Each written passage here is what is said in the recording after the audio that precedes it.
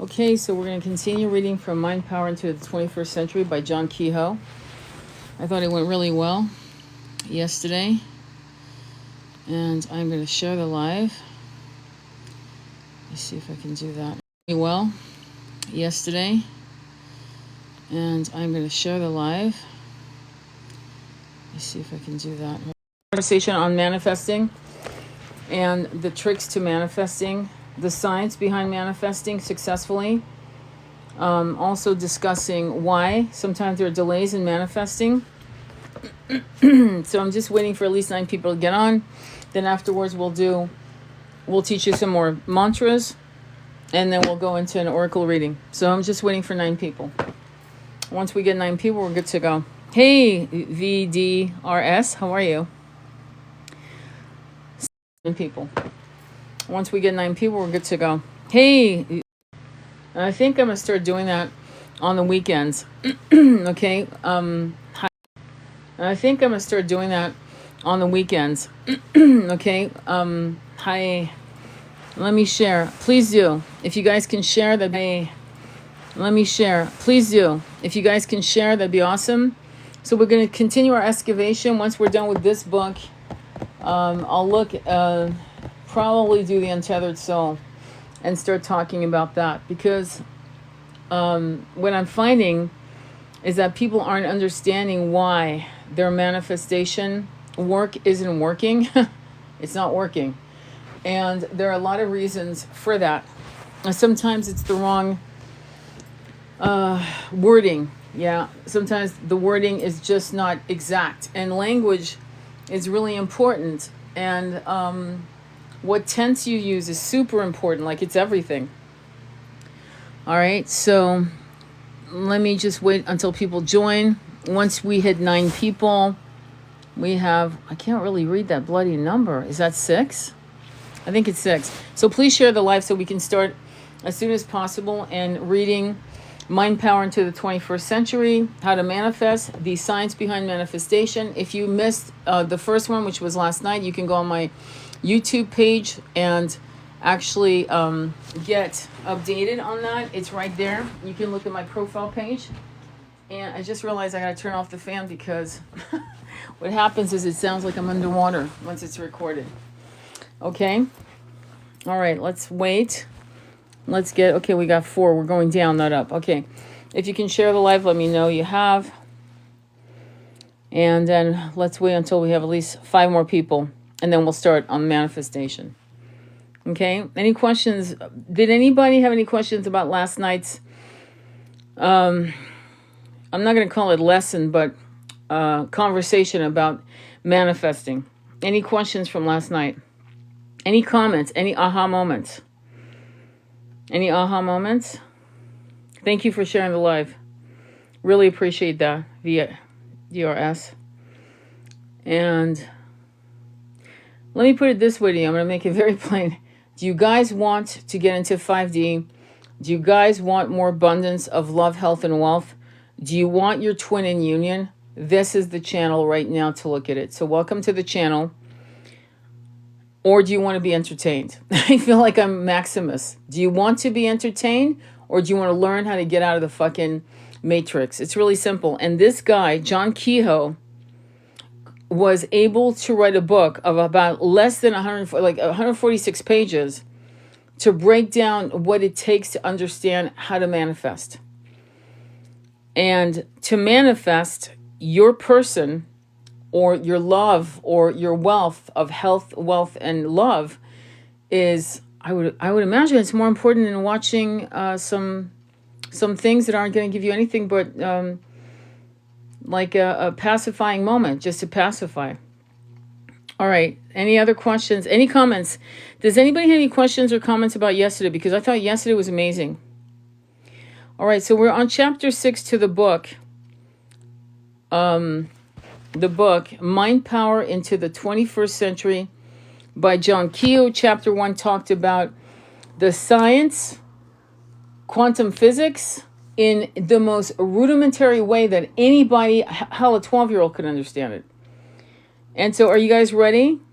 Like, are you ready to get in? Because I'm going to go with 8. And 8 is a karmic number, which is 2024. 2024 is 8, which is a massively karmic number, which I'm sure you've realized in your own lives. Okay?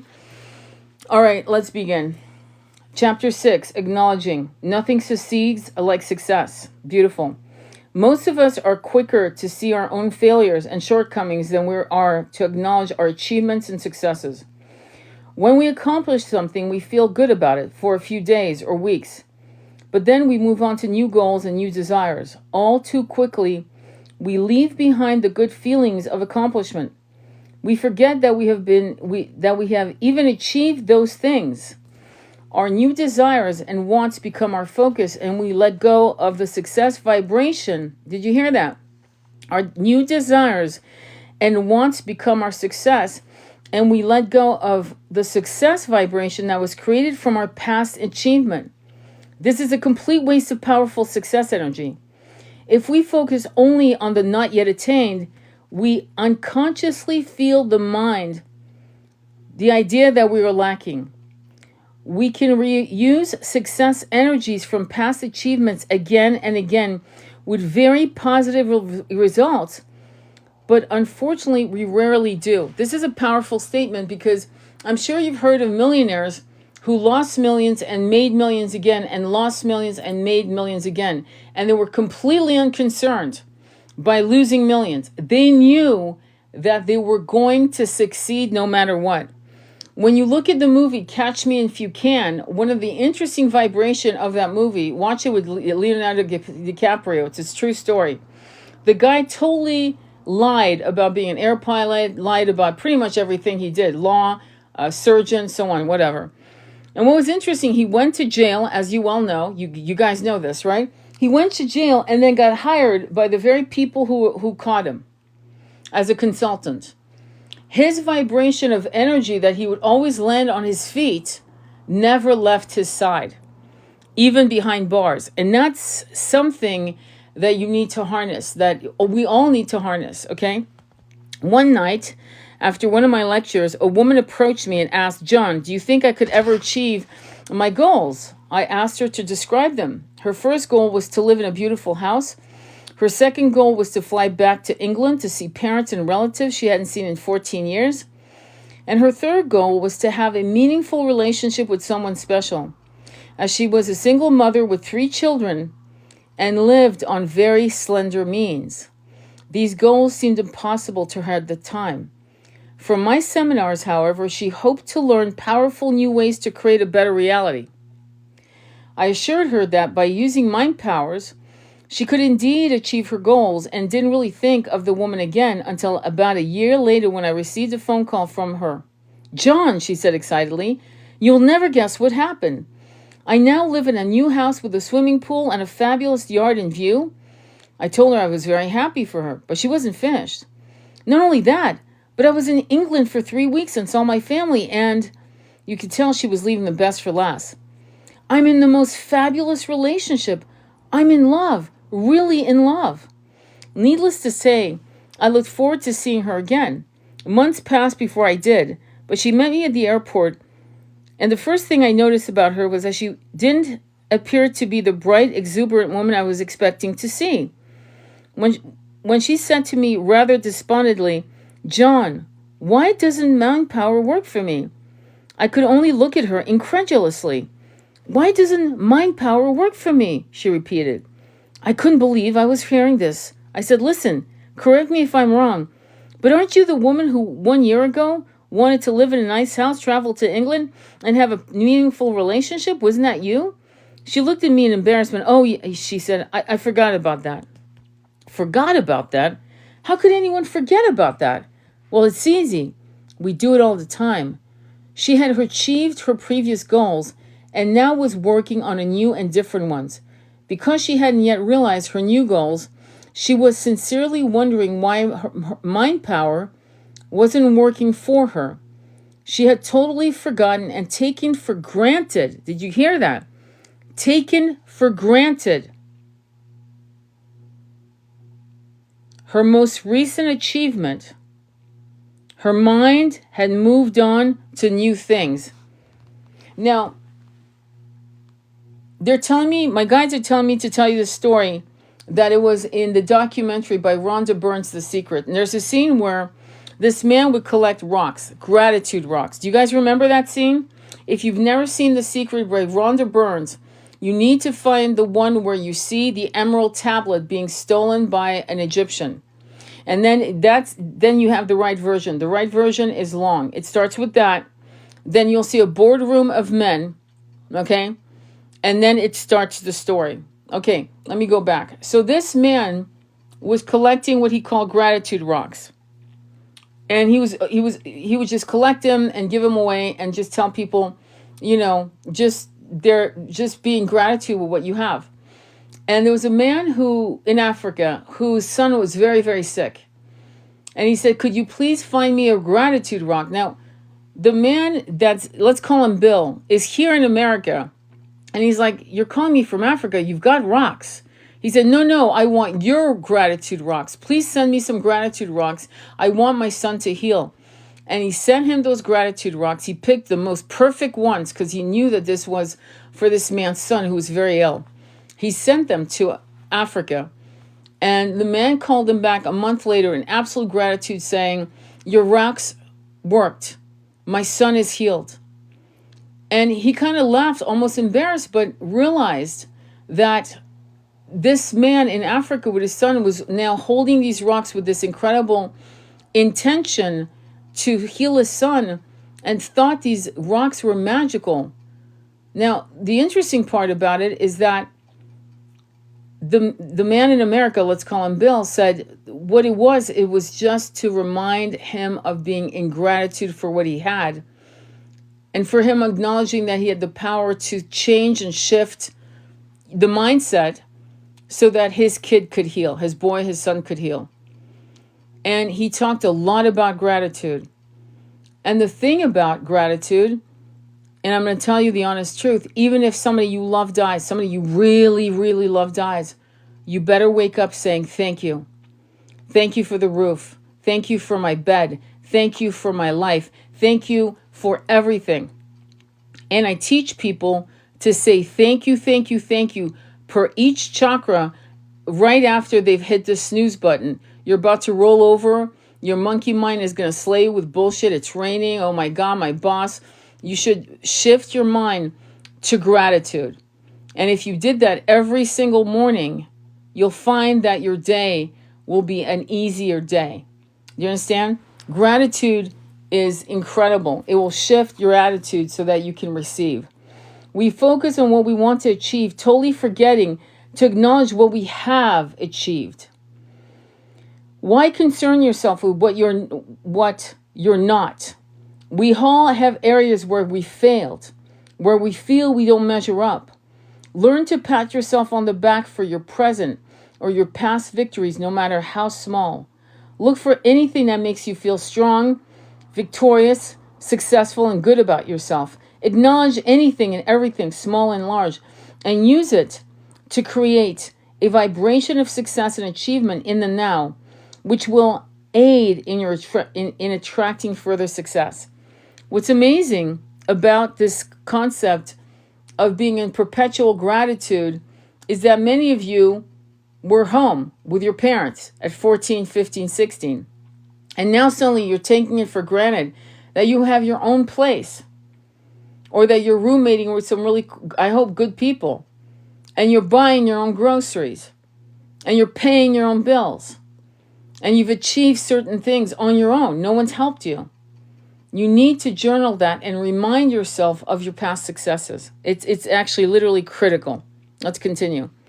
Acknowledgement is especially effective when you're trying to achieve new goals. For example, let's say you're a young filmmaker trying to break into the big time by getting a major production company to back you. Using the acknowledging techniques, you could look for areas that make you feel confident in your capabilities as a filmmaker. You might focus your thoughts on some of the short films you've made in the past and are proud of.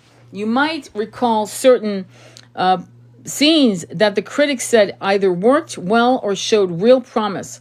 Focus on those scenes and remind yourself that you also have a good eye for detail. Acknowledge all the hard work you've put into learning your craft. Recall all the compliments and praise people have given you about your work, and recognize all the skills you've developed over the last few years and the progress you've made. Search, and I emphasize the word search, for things to acknowledge. Don't just acknowledge the obvious, acknowledging everything. Don't feel silly or think it doesn't matter. Your positive qualities are just as real as the negative ones. Go ahead and feel proud, feel great, feel successful. Yet your mind linger for several minutes on the success you already are. This technique can be applied to any goal, not just in specific areas, but in general as well. Take 10 minutes out right now and write down every strong point you can come up with in any area of your life, past, present. Examples: I dress well. I'm good at my job. I'm very creative. I know a lot about blank. I'm a good conversationalist. I'm generous. I'm a good painter. I have a positive attitude. I'm a safe driver. I'm fun to be with. Don't stop now. Your positive qualities are endless. People like me. I work hard. I enjoy life. I'm a loving partner. I'm a conscious parent. I support my family and friends. I've just completed making my acknowledgement list. I mean, really look at your qualities. Are you a spiritualist? Are you doing all the work? Are you meditating every day? Can I tell you something? Very few people meditate every single day. Very few people do it, 7 days a week, 365 days of the year. Very few on the planet out of 8 billion. So if you're able to do, and this is my suggestion, 5 to 10 minutes a day for the first, say, 3 to 4 months, you're kicking ass. And then just start adding a minute a day. That's a massive accomplishment, because you're going to be able to recalibrate yourself and ground yourself so that you can get downloads of inspiration for successful moves for you particularly, and only you. Does that make sense? Make a general list and make it long. List at least 20 items. Don't be timid and reserved about it. Yeah, false humbleness goes out the door today, okay? You don't need that shit, okay? You need to understand your qualities. You already know what doesn't work in you.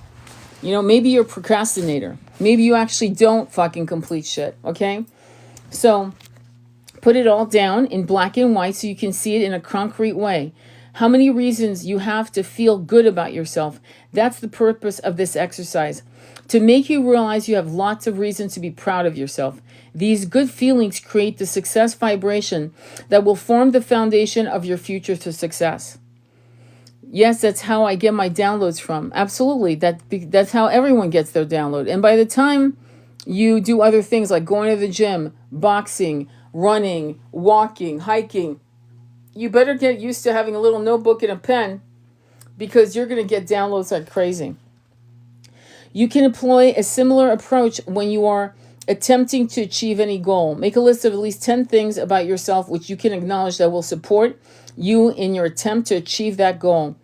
In trying to get a job as a sales manager, for example, you can make a list acknowledging the qualities that would make you a success at the job, and thus the best candidate for the position. Your list might look something like this. I'm great with people. I'm a good communicator. People like me. I work well with people. I'm a born salesman. I've done well in all my previous jobs. I can motivate people. I'm talented. I look and dress well. I'm organized. I work hard. I achieve my goals. I am good at following up. I always follow up. Okay, things like that, right? If you haven't made your list, you might have gone into the interview just hoping to give you the job. This way you go in certain, This way you go in certain that you are qualified for the job. So yeah, when they ask you, why should we pick you? You better have some answers. And I mean, 3 or 4 different ways. Okay. Nothing. By the way, on the side note of interviewing, I'm just going to say, it's not an interview. It's a conversation. Don't ever go to a job hungry, ever, because you will fuck yourself. I don't care if you don't have a job. Walk in, again, you may want to watch the movie Office Space. Take it for a grain of salt, but you need to relax and say thank you, not for the interview. Thank you for this amazing conversation. I hope that we'll find a mutual agreement or something, or I look forward to hearing back from you. It's like you need to say that. It's not an interview, because that puts you on a lower leg. You know what I'm saying? I don't know if you I hope it makes sense. So always call it a conversation. Okay, not a chat, a conversation. This was a great conversation. I learned a lot about your company, and it was. I hope I look forward to hearing from you soon. Like, assume it. All right. The more success you attract from the environment, so make your list, feed your mind, work with energy, get involved in your life. Never stop acknowledging yourself. Never stop believing in yourself. Don't wait for things to happen. Begin creating, as John Lennon said, the future out of the now. The future out of the now. Okay, let's go into any questions on this one. We're going to go into the subconscious mind. It's chapter 7, okay? Share the live if you can. Let's get as many people as we can, because that would be cool for them. I think it's important. Okay, so chapter 7, the subconscious mind. The power to move the world is in your subconscious mind. William James. We possess within us 2 minds. So far, I have written only of the conscious mind. I would now like to introduce you to your second mind, the hidden and mysterious subconscious. Our subconscious mind contains such power and complexity that it literally staggers the imagination. We know that this subconscious mind controls and orchestrates our bodily functions, from pumping blood to all parts of the body to regulating our breathing and digestion. We further know that the subconscious has recorded every event that has ever happened to us. Every incident in every personal history is recorded within, along with the emotions and thoughts invoked by those incidents. Not to mention, it remembers the samskars, aka impressions, I'm adding that, of past lives, past successes, past failures. The subconscious mind stores this. When I do hypnotherapy with my clients, we're tapping into the soul, but we're breaching through the subconscious mind. We're going through the attic door, like the witch, the witch, the lion, and the wardrobe, the wardrobe. We're going through the subconscious mind, remembering childhood memories, and then going beyond that into past lives. That's where all of that is. Does that make sense? Okay. Any questions or comments on that? Okay. It is also from this second mind that we can receive invaluable guidance and directions through our intuition, dreams, feelings, and hunches. Our subconscious will bring to us the ideas, insights, and solutions needed to satisfy all our needs and desires. We are never alone or without guidance once we have awakened this inner faculty. And finally, the subconscious is the mechanism through which thought impulses, which are repeated regularly with feelings and emotions that are quickened, charged, and changed into their physical equivalent. You may voluntarily plant in your subconscious mind any plan, though, or purpose which you desire to translate into its physical counterpart, and that counterpart will manifest itself for you. The subconscious is creative, prolific, and ever ready to serve you. Yet so few of us understand how to use its power. Do you understand? If you keep being fucked over by people, you're going to start thinking that's just how it is, instead of like pushing yourself to make yourself so, how do I put this? So in sync with a new habit that you raise your vibration, and your vibration is no longer a match to those people who have fucked you over. What does that mean? It means that now they're going to say you've changed, which you have, thank God. And now you won't take their shit. Good. And suddenly the universe, because the frequency is no longer a match, they'll disappear. However, if you now then think, well, I never have good relationships, people are always out to get me, I never win. If that starts coming out of you, again, because now suddenly maybe you're going through a moment of being alone for a month or 6 months or a year, of being a lone wolf, not recognizing that you're being recalibrated, retooled, redirected. And if you start having these weird thoughts of I have never won, I have never had a good relationship, I have never found a good man or a good woman. If you keep letting that go, you will go back into a lower frequency and attract exactly what you feel you deserve. That's the fucked up thing about the mind and the subconscious mind. And that's why some people, as you well know, and you've probably done it yourself, where at night you're listening to different tapes to seed your subconscious mind, right? Personally, I've never done that. I don't do that. Only because I want to be fully aware of what I'm seeding, right?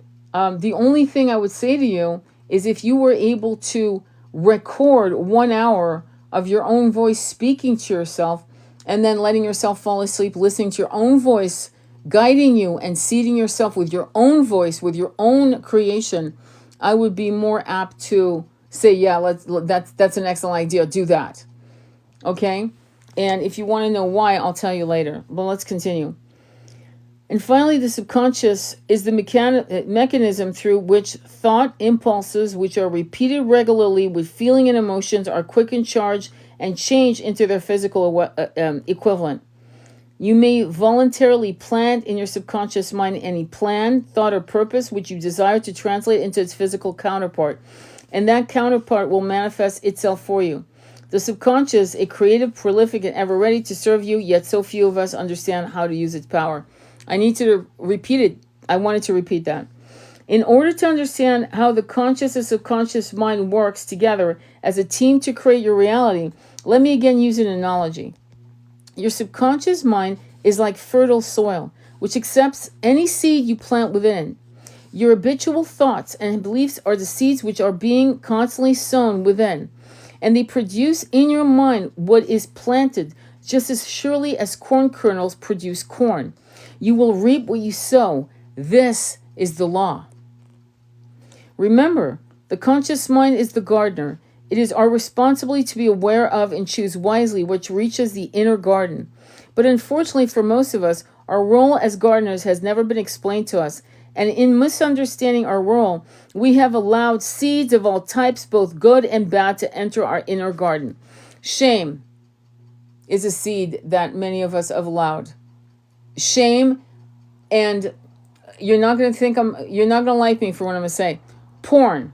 Yes, porn is a negative seed planted, because what you're doing is you're forming new synapses where you suddenly want to see this scene, or you really want, or you feel like the habit of procrastination is a seed you planted long ago. Maybe somebody, a professor, a teacher, put you down on something you did and you just felt despair, like helpless, like, fuck it, what's the point of me trying, right? So every seed that you have, including, I'm sorry, you guys, porn, and I'm going to say it again, porn will fuck you up. And it will fuck you up because you are planting seeds that they own. Not you. You don't own it. They own it. If you want me to expand on that or listen to what I talked about last night, you can go on my YouTube channel, okay? This is really important. Everything you feed, let me put it this way. Isn't it better for me to eat my own food that I've grown in my garden from non-GMO seed? Isn't that better than me going into the supermarket and buying whatever, not really knowing how it was planted, what kind of seeds were cultivated, and so on? Isn't that better for me to grow my own food? And that's what I'm trying to say to you. You need to plant pure seeds that you have found, that you're creating for yourself, so that you're not owned by anyone or anything. Does that make sense? That's what I mean. Okay? All right, let's continue. This then is the cause of all that is happening in your life. If you wish to understand why fortune or misfortune is happening to you in any area of your life, you need only to look within. This can be a knee-jerk statement. You need to look within. You could say, well, does that mean that all the people that are homeless wanted this? No. That they deserve it? No. That they're responsible for it? No. But you have to understand what's happened now is that people who have lost their jobs and people who are now living in tents have a new habit that this is how their life is going to be. Do you get me?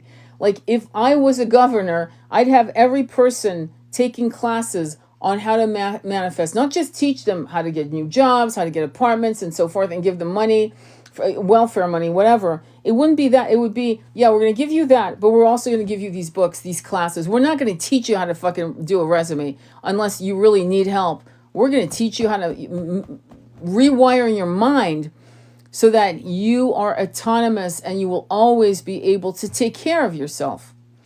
And we're going to change the way you think. And that's not what they're not doing that with people. Do you understand?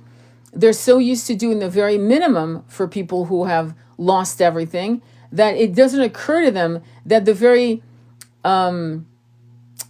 failure of the system and the failure of these people trying to get out, but they don't know how anymore because they're in a hamster wheel of negative thought, right? Doesn't that make sense? And if they were being taught what we're reading tonight and books like this, and almost like Bible study, but this manifesting study, the Bible of the soul. How do I win in these incarnations? How do I thrive and have enough? That's what should be taught in schools with children. Okay? All right, let's continue. The subconscious will not discriminate. It will manifest failure, ill health, and misinformation and misfortune just as easily as success and abundance. It works to reproduce in our life according to what seeds we have nurtured within. Does that make sense?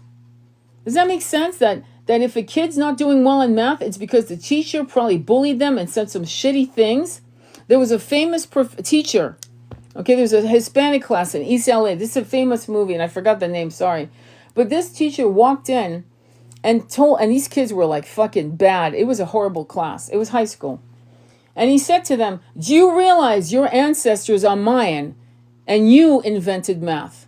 And the minute he did that, he had the class fucking scoring in the high 90s to the point where the school district thought these kids were cheating because all of that class had been failing since grade school. And suddenly these kids were high achieving in math. And it's something that once we rewire the brain in its belief, suddenly everything changes. This is not my woohoo. This has been proven again and again and again. Okay? All right. Let's continue. If you want to make changes in your life, you must look to the cause, and the cause is the way you are using the conscious mind. I've always told my kids they already know the answer with math. But it's not just math. It's anything. It's anything. Okay? And you have no offense. I'm glad you said that, but more has to be said. More. And there's not enough room for you to write all the more. But anyway, but more has to be said. Okay? Why do you have all the answers in math? Why do you have all the answers in English? Why do you have, you know what I mean? Why? There must be also passions in this, love for it, you know? And there's some teachers that really shouldn't be teaching fucking math, English, or anything.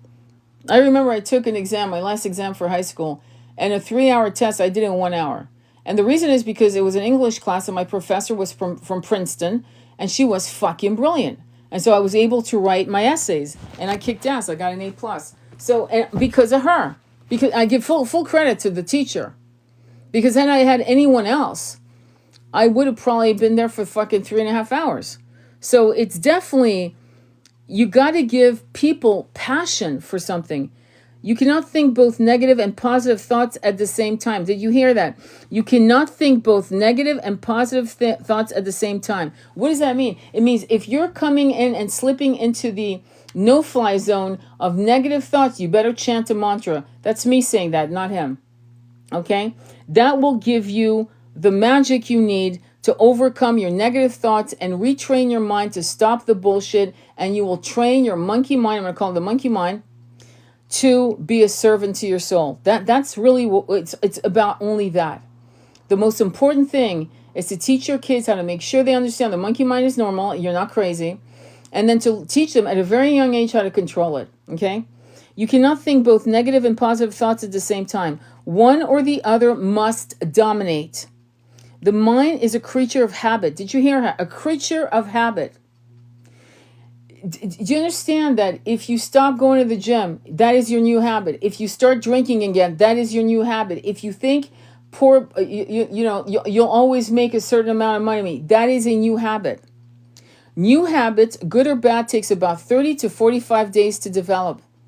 And in those 30 to 45 days, the world will send you all kinds of shit to throw you off your track. And the discipline, which is very difficult. No, I'm not saying it's easy, okay? I struggle with this. I'm not walking on water. is that for 30, you got to hold fucking white knuckle grip to say, fuck this new habit's going to be my new habit. Okay? And no one's going to throw me off this course. So that it's not easy. The mind is a creature of habit, so it becomes your responsibility to make sure that positive emotions and thoughts constitute the dominating influence of your mind. In order to change external conditions, you must first change the internal. If you want a new world, the new earth, become the new earth within yourself. What does that mean? It means that everything, you might say, well, I want to have beautiful union. I want to have abundance. I want this. One of the fast tracks to that is while you're meditating, while you're daydreaming, visualizing, whatever, is throw in the new earth and what you feel it looks like. And if you're looking and listening to me right now, we probably have the same idea of what it looks like and what it feels like for us and for the future generations. Most people try to change conditions. Did you hear that? Most people try to change conditions and circumstances by working directly with those conditions and circumstances. I'm going to move away. I'm going to get a new job. This always proves futile or at the very best temporary unless it is accompanied by a change of thoughts and beliefs. Thank you, guys. Awakening to this truth, the way to a better, successful life becomes crystal clear. Train your conscious mind to think thoughts of success, happiness, health, prosperity, and to weed out fear and worry. Keep your conscious mind busy with the expectation of the best and make sure the thoughts you habitually think are based upon what you want to see happen in your life. If there is a small, low hum of depression, which I'm noticing a lot of Americans, a lot of people all over the world are feeling, it's a low hum. It's like a whisper. Almost you can't hear it, but you can see it in some people's body language. You can see it in how people don't really smile anymore. Okay? It's because it's a low level of depression, but it's there and it's gnawing. And so somehow you have to find joy. You're going to have to pull yourself out. And because you're surrounded by people who are probably not very excited about life, they're not jumping out of bed yeah, today's another day. They're not feeling that Tony Robbins energy. I forgot his name. I think it's Tony Robbins. But anyway, that is something that you need to somehow infuse in yourself. And it's if you're surrounded by people, husbands, wives, other people around you that are not in that mode of excitement, that's going to be a challenge, but you're going to have to learn how to give it to yourself. Here, the law of habit can assist you. Form the habit of practicing daily all the principles contained in this book. Don't just read the chapters, but take the principles and techniques into your life and make them a living reality for you. Water takes the shape of whatever container it holds it, whether it be a glass, a vase, a riverbank. Likewise, your subconscious will create and manifest according to the images you habitually project upon it through your daily thinking. This is how your destiny is created. Your life is in your hands to make it what you choose. Synchronicity. Once you grasp that your subconscious will brings to you whatever you need, and you begin working daily protecting the thoughts and images of what you want, seemingly chance and fortuitous events will begin to happen to you. Your powerful inner collaborator working with your instructions will bring to you the people and circumstances you require to fulfill your goals. 1,000 unseen hands, as Joseph Campbell describes them, will come to your aid. Synchronicity appears to the uninitiated to be coincidence or luck, but it is neither. It is simply the operation of natural laws which you have set in motion with your thoughts. You can't let fear dictate your thoughts. I remember facing, and I'm straight up, okay, because I read this book when I was how old was I? 38, okay? This is a very old book. This is from the 90s, okay? And I remember in my 50s, which you would think, oh, holy shit, well, this is, because I allowed the universe to keep restarting my life. And I remember facing some dire, consequences, and I was being tested. Do you want to go with a job? Or do you want to be free to create what really makes your heart sing? And I actually decided to bet on me, all on me. I put it all on the table. And the universe, like, basically gave me a standing ovation and said, you walk on in, you just won the gold ring. And it shocked me, but it's weird. So you're going to be at crossroads that are going to scare the fucking shit out of you. And because you're incredibly afraid, you have to realize that you're about to do some fantastic levels of growth.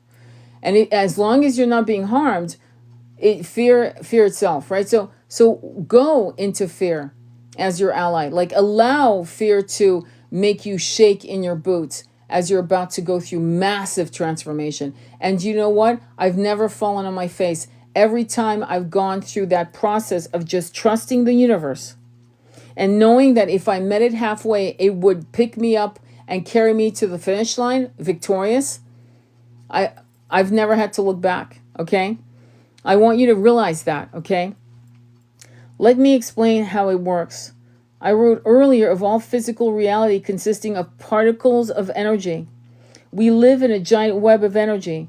When, for example, you begin imprinting success upon your subconscious mind, it sets up a continuous vibration of this energy that resonates upon the whole.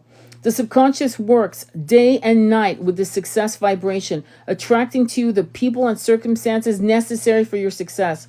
I might also add that the subconscious will work equally hard to attract to you the circumstances necessary for your failure,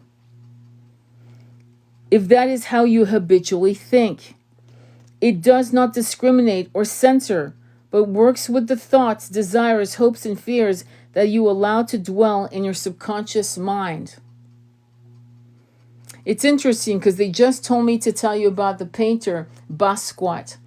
He was a Haitian painter. He was very well known, and Andy Warhol took him on as his protege. But the way he met Andy Warhol is he had done these little tiny paintings that I think he was selling for like $20 a shot. And he was so irreverent that he walked into the 5-star restaurants peddling his art right in the middle. He didn't give a fuck. And Andy Warhol was like shocked at the talent of this kid. This kid was a kid. And so he bought his work, and then somehow they got together again, and they became partners in many of his paintings. Andy Warhol, if you guys know who that is. But what was interesting about Basquiat is he knew he was a great painter, but he did not like himself as a human being. He was also a heroin addict, okay? And so these two things were literally parallel. You understand? So he had formed the habit of knowing he was a successful painter and living his life and moving through life until people recognized that he was a successful painter. I'm not joking. However, the habit that he had also developed of being self-destructive was also seeded. Does that make sense? Any questions on that? It's interesting, isn't it? How the mind works. We are fortunate that the laws of physical reality and the laws of the mind are now beginning to be understood.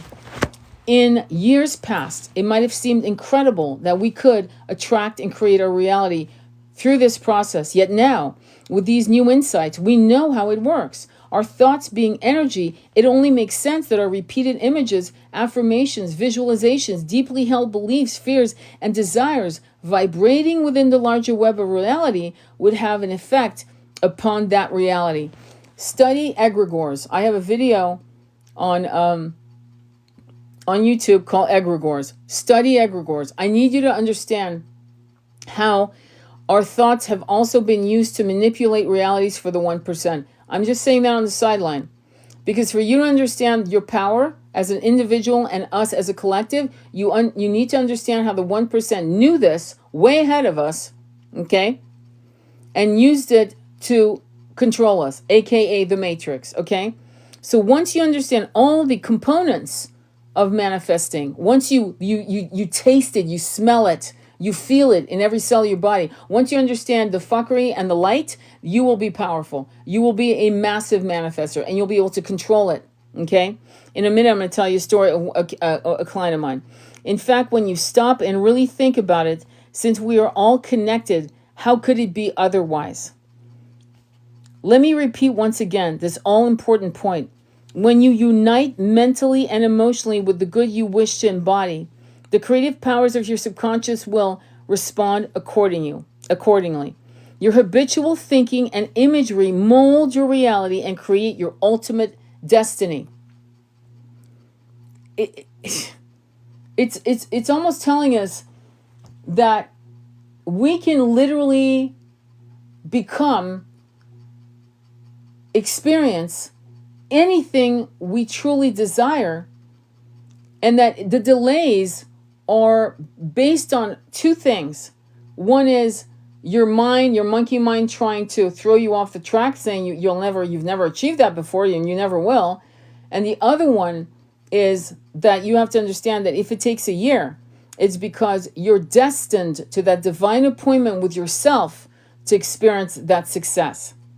And meanwhile, you need to make sure that you are creating, right?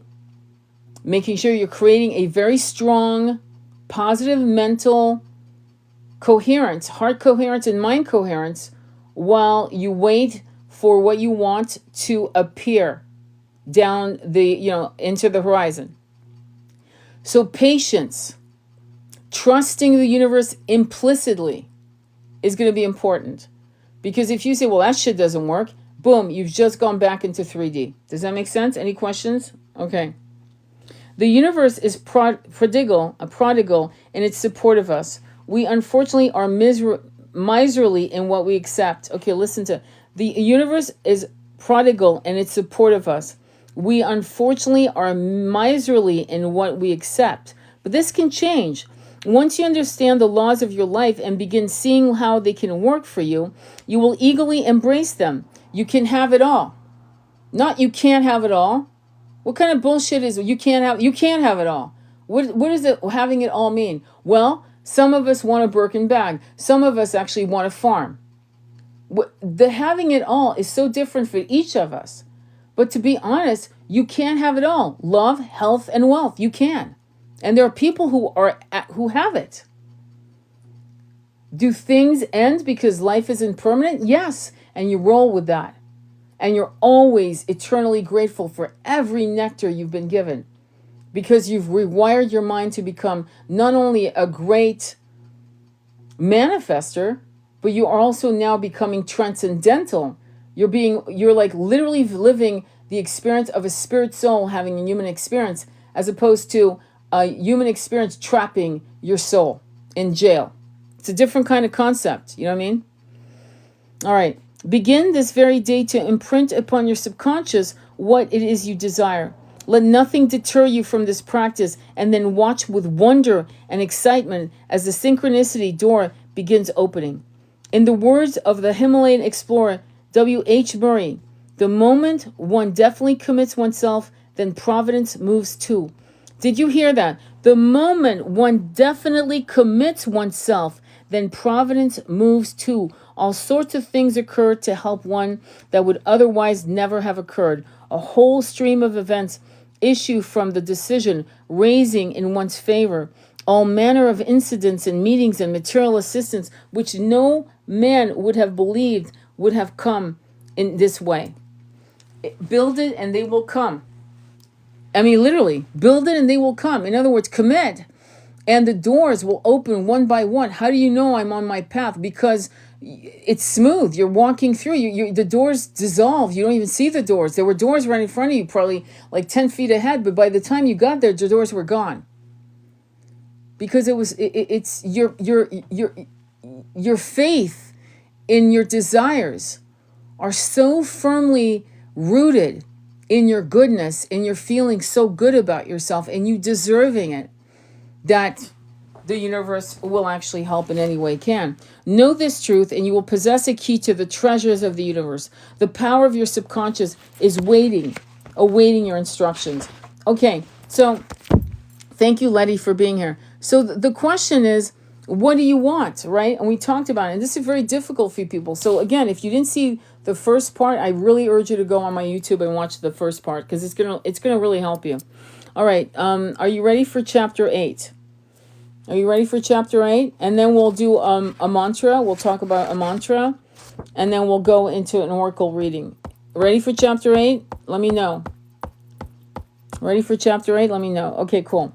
So this is chapter 8. Intuition. Why do I always get my best ideas in the shower? Albert Einstein.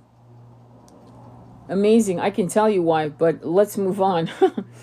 Imagine how confident, enthusiastic, and secure you would feel if you could team up with a partner who was able to supply you with everything you need in life. A partner who would give you the solutions to your problems, show you exciting new opportunities and how to take advantage of them, and be there for you with wise and reliable advice whenever you needed it. Well, you do indeed possess such a partner. The partner within you, your intuition. All great achievers, whether they be businessmen, athletes, artists, or statesmen, trust and use their intuition. The ability to come up with inspired ideas, make astute decision is one of the primary secrets of success and the mark of one who has cultivated his inner self. There are two types of intuition that can get confused. You need to learn heart discernment, heart coherence.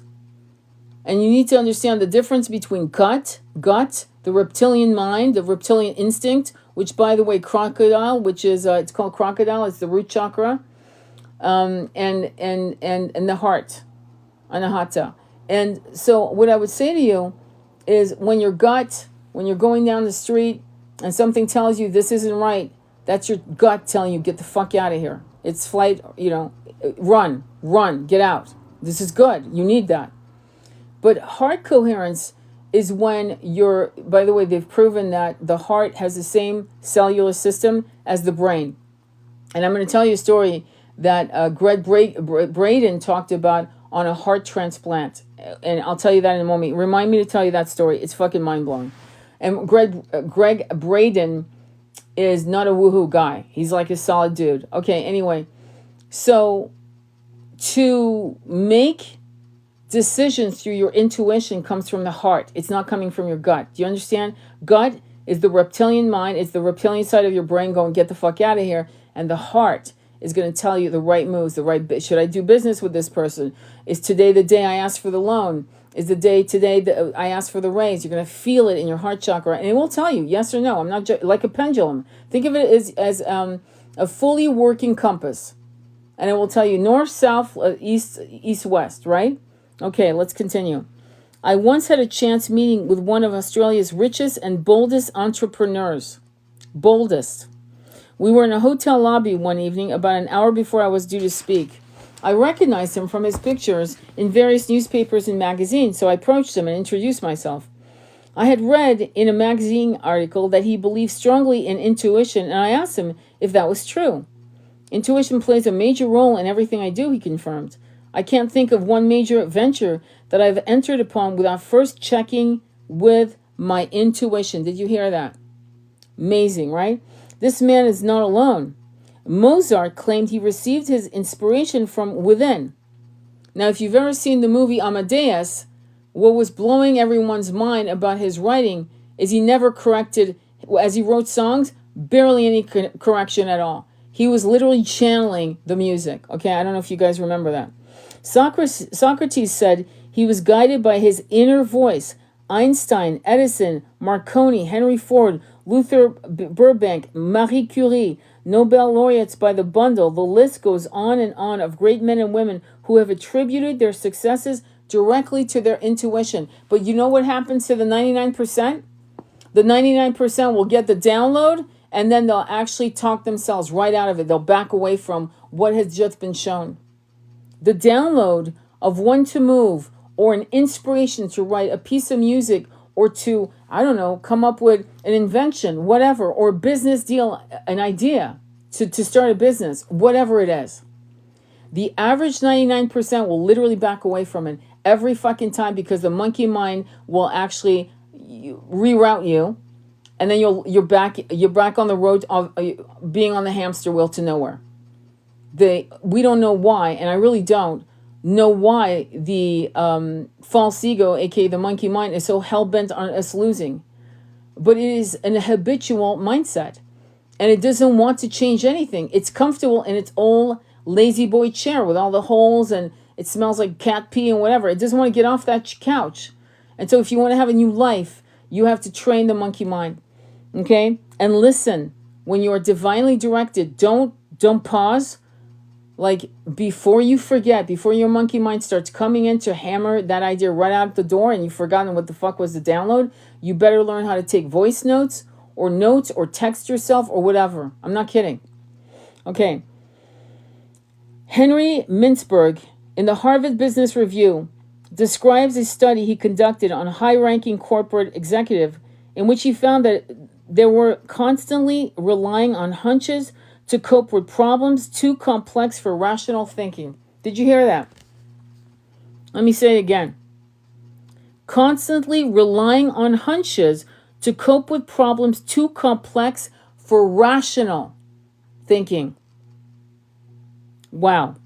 He concluded success does not lie in that narrow-minded concept called rationality. It lies in a blend of clear... Okay, here we go with these people. Oh, Lord. Hang on, guys. They're asking me to do the puzzle again. It's ridiculous. Okay. Hang on. Okay, sorry, I'm back. Of course, they always do this when I'm doing something. Okay. He concluded success does not lie in that narrow-minded concept called rationality. It lies in a blend of clear-headed logic and powerful intuition. Billionaire Ted Turner, founder of CNN and currently one of the richest men in the world, shares similar sentiments. Vision and intuition go hand in hand with one another. Conrad Hilton tells the story of how he submitted a bid for $165,000 for a piece of property he wished to purchase for a hotel. When he awoke the following morning, the number was $180,000 was nagging him. Connie was well known for following his hunches, so he changed his bid to $180,000. He secured the property, which eventually sold for over $2 million because the next hiding bid was $179,000. Did you hear that? So what's interesting, even twin flames will report having dreams, right? You'll have dreams or downloads. You'll get a hit, and it's your intuition telling you a message. Today, go call your twin. Or today, do this and that, whatever. Today's the day, right? And you'll be woken up straight out of sleep or whatever, and you better move with that push. I don't care if it's 3 o'clock in the morning. If you wake up with the answer and it's telling you to email that email, you better wake up and go do that email. I'm not joking. Like, don't wait till the morning. You were woken up by your guides for a reason. And apparently it's supposed to be now, not at 7 o'clock in the morning. Does that make sense? Okay.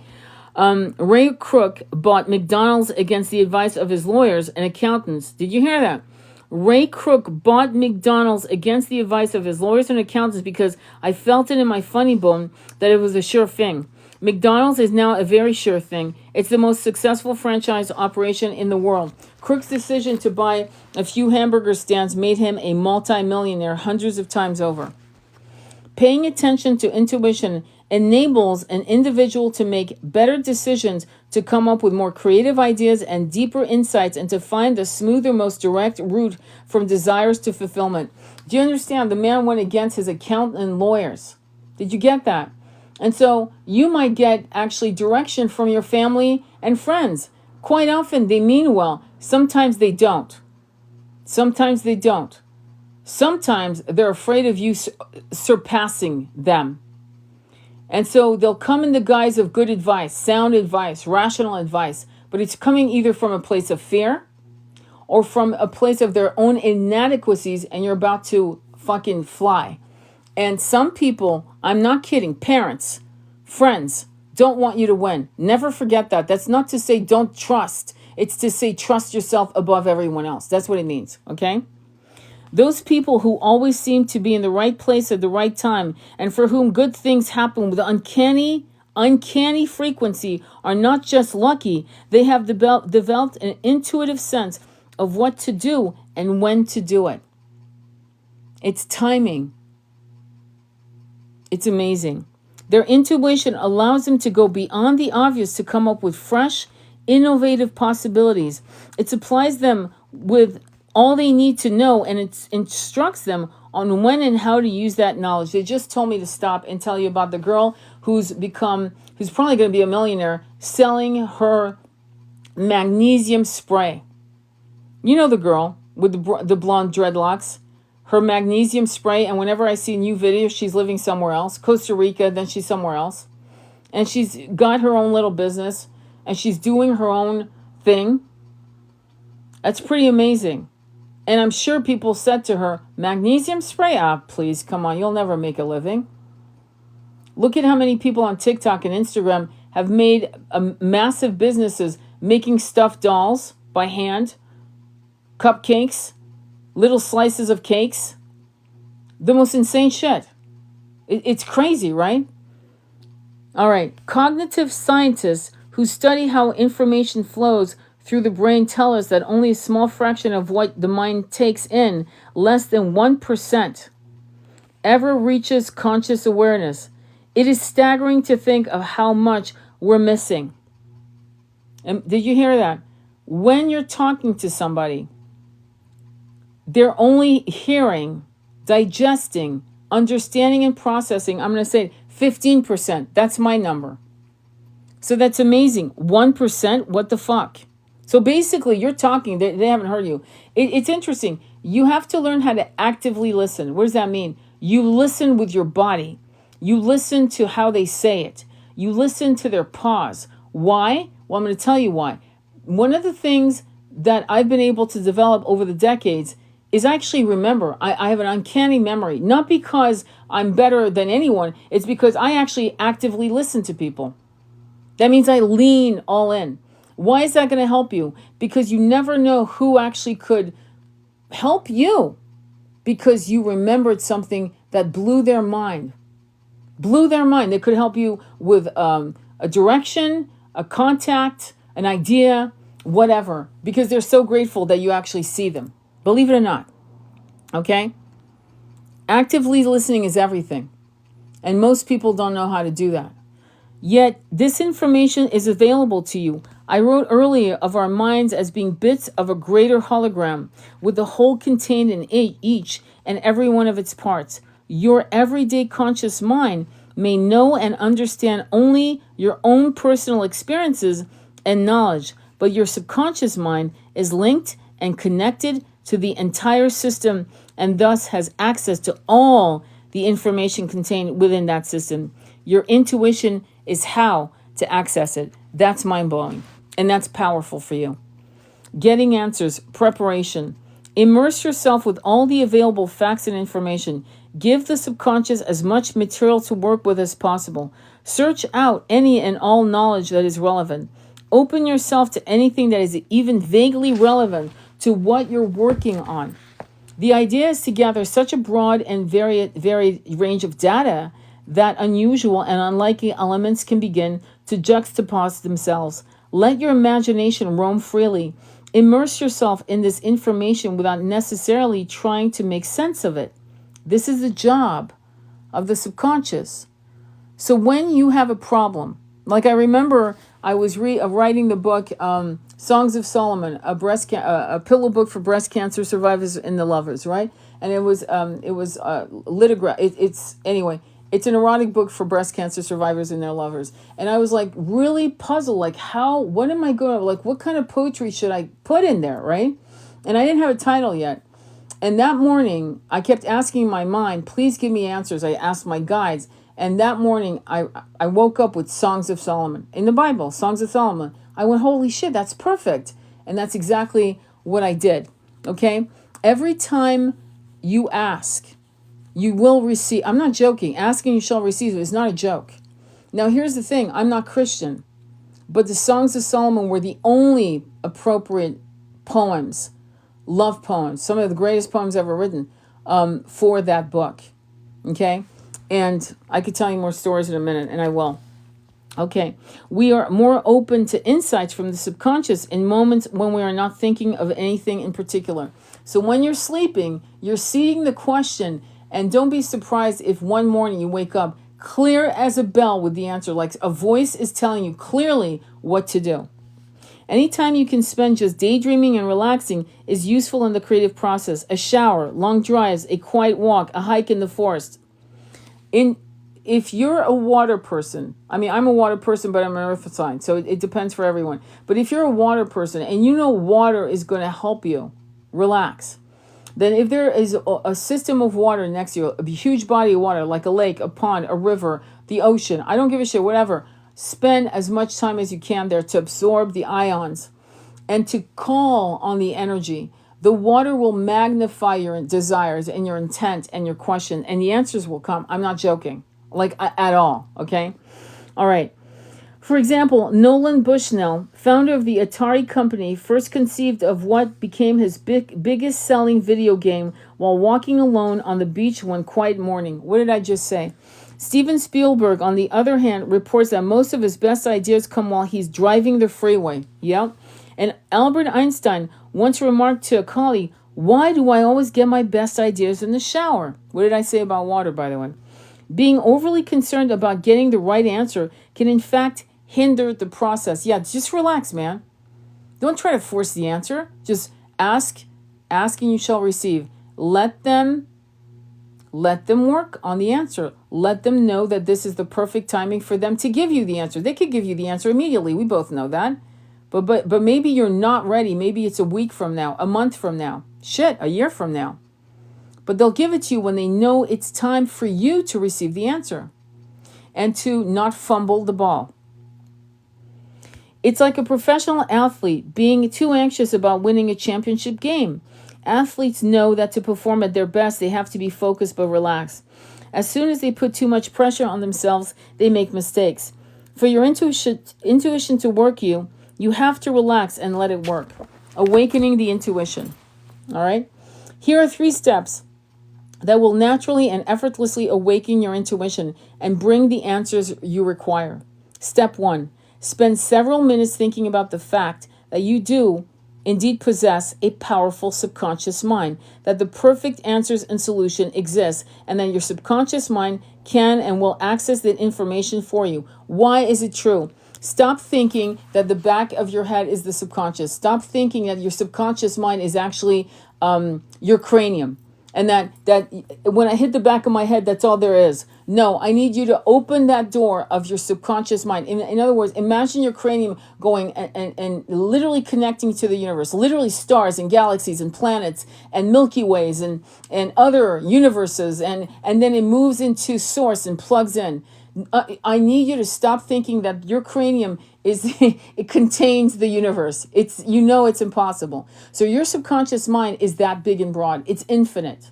And I think once you understand that, viscerally understand that truth, like accept it as you're expecting to breathe again, to breathe your next breath and your next breath, taking that for granted. If you can take this for granted, that is how powerful your subconscious mind is. If you can visualize it like that, then I think that a lot of the habits of the dogmatic ideas that were seated on you before you had a voice, when you were a baby being diapered, right? When they were saying goo goo gaga to you, right? And really limiting your expansiveness, basically lobotomizing you spiritually, mentally, emotionally, and all that, because you had to follow the rules and you had to do it this way and that way, and no, that's not how it's done, and no, those imaginary friends are imaginary friends. Well, what if there were guides sitting with you, keeping you company? Many of you are starseeds, so I mean, you wouldn't need company, you wouldn't need your guides, because it would have been lonely. All right, anyway, try to get beyond an intellectual understanding of this to where it becomes an emotional conviction. When this happens, you will feel charged and excited. The conscious mind must be reminded again and again of the existence and potential of this hidden partner. You want to sense and feel this with assurance. Let your mind contemplate this great power you possess within you. I'm going to recommend that you guys do the guided meditation I have on my profile page of inner eye gazing. Inner eye gazing. There's 2 parts. Part 1 with the blue man, you'll see him, and then the woman with the huge eye. And go ahead and do those 2 exercises. You need to literally, the eye gazing will make you see the veils of your ego fall away. It takes about 8 minutes. I've noticed that with myself and other people. 8 minutes, and then suddenly you're staring into your soul. If you've never done that, then you need to do it at least once or twice a year, just to kind of reconnect with who you really are. All right, let's continue. Step 2. Clearly state that what it is you wish your subconscious to bring to you. What answers, solution, and insights. Repeat to yourself a number of times that your subconscious mind is at this very moment working for you. Don't feel pressured or confused or try to figure out the answers. Speak to your subconscious mind with confidence, repeating over and over what you want it to do, but word it in such a way that it is already doing it. My subconscious is now bringing me ... Repeat this to yourself at least 10 times, feeling that the process is already in motion. Step 3. Relax and fill your mind with faith and expectancy that the correct answer will come to you. Remember, faith and confidence are not only attitudes, but vibration of energies. These vibrations will attract the appropriate solutions and answers, just as magnets attract metal fillings. A mind vibrating with the belief that answers are coming to it naturally draws those answers. If you have the correct and perfect solution, imagine how you would feel: excited, overjoyed, relieved. Feel those sensations now. Let your mind play with this mood in a relaxed state. Drop off to sleep with the assurance that the answers are soon to be yours. This entire 3-step process takes 5 or 10 minutes and is best done each evening before you go to sleep. The twilight period between conscious and unconscious level is a most opportune time to reach the subconscious. Receiving the information. Sometimes the answers will come as a hunch or insight that pops into your mind when you least expect it, perhaps like Steven Spielberg when you're driving your car, or maybe when you're eating your breakfast. At other times, the answer will come as the still, small voice within. The little voice or feelings that says, go here, try this, phone, so on, so on. Learning to pay attention to these feelings and hunches and recognizing the voice within takes practice, but with time you will develop the ability. Don't be discouraged if you can't distinguish your intuitions at first, since most of us have not been taught how to recognize and use our intuition. It's only natural that you'll be a bit rusty at first. This ability is like a muscle, and it will get stronger and clearer with use. You strengthen your intuition by paying attention to it, looking for it, trusting and acting on it. And when you feel your heart, you hear it, first and foremost become aware of its existence and begin to listen within. Have you ever taken a walk in the forest with an avid, experienced bird watcher? He or she will see 10 birds to every one you notice. Their eyes are attuned. They know what to look for. Their senses are sharpened with practice. Exactly the same will occur with development your intuition. Keep vigilant. Watch over and be sensitive to what's happening within you. You may miss it most of the time in the early stages, but soon you will hear and feel your intuition. It's closer to you than you can imagine. All it takes is a little trust and practice. Frequently, intuitive ideas come to us in dreams. Dr. Frederick Banton, the brilliant Canadian physician, discovered the basics of insulin in a dream, which instructed him in exactly what steps to take to find the elusive formula. Now, let me just say, do you really think the average 99% would have listened to that dream and recorded it? In other words, did you hear what he said? The brilliant Canadian physician discovered the basics of insulin in a dream, which instructed him in exactly what steps to take to find the elusive formula for insulin. The average 99% don't know to do that. To just, oh my God, there's the answer. Okay, and start writing. If you're serious about this journey, you must have by your bed a pen and a big ass notebook. You can keep your eyes closed. I do it all the time. And write as fast as you can. Okay? Don't ever second guess. Don't ever think, well, I'll remember when I wake up at 7, I'll write it down now. No, you sit up and you write. Okay? Elias Howe, the inventor of the sewing machine, labored for years over its design, yet always remained one small detail from his goal. One night he dreamed he had been captured by savages who were pointing strange spears at him, and he knows that at the tip of each spear was a hole. Hal awoke from his dream with the solution. Put the hole at the tip of the needle. That simple change was the key that unlocked the invention of the sewing machine. Pretty amazing, right? The methods of the subconscious uses to bring you information will vary from one time to the next, but you will always know you are receiving intuitive information by the quality of the ideas and by the feelings they produce within you. Yes, it will come out of fucking nowhere. It'll be like a hummingbird that just whizzed by your face and you'll go, oh shit. They call it aha moments. It's downloads. It's divine. So be ready, okay? Always be ready and always have something to write down, or at least fucking text yourself if you have your phone. The exhilaration, the certainty, and the overpowering sense that this is it are what distinguish intuitive ideas from all the other thoughts occurring in your mind. Wow. Staying open to intuition. Staying open. That's big. Certain attitudes and behavior will encourage intuition, and these are worth cultivating. In many ways, we tell the subconscious mind what we expect from it, and we get what we expect. Acceptance and confidence create receptivity. If you can learn to think of your intuition as normal and valuable, right? Part of a daily living, and open an invitation to come at any time, it will show up bearing gifts. But thoughts such as, I can't solve that problem, or I'll never find the answer, signal the intuition not to bother. Confident thoughts and the conviction of that you deserve and expect not only an answer, but the best answer, stir intuition to positive action. Any questions or comments? Thank you for the love. Any good comments that I've missed? These are the strongest downloads, aha moments. Yes. Any other questions or comments? Let me see. All right, let me continue. Yes?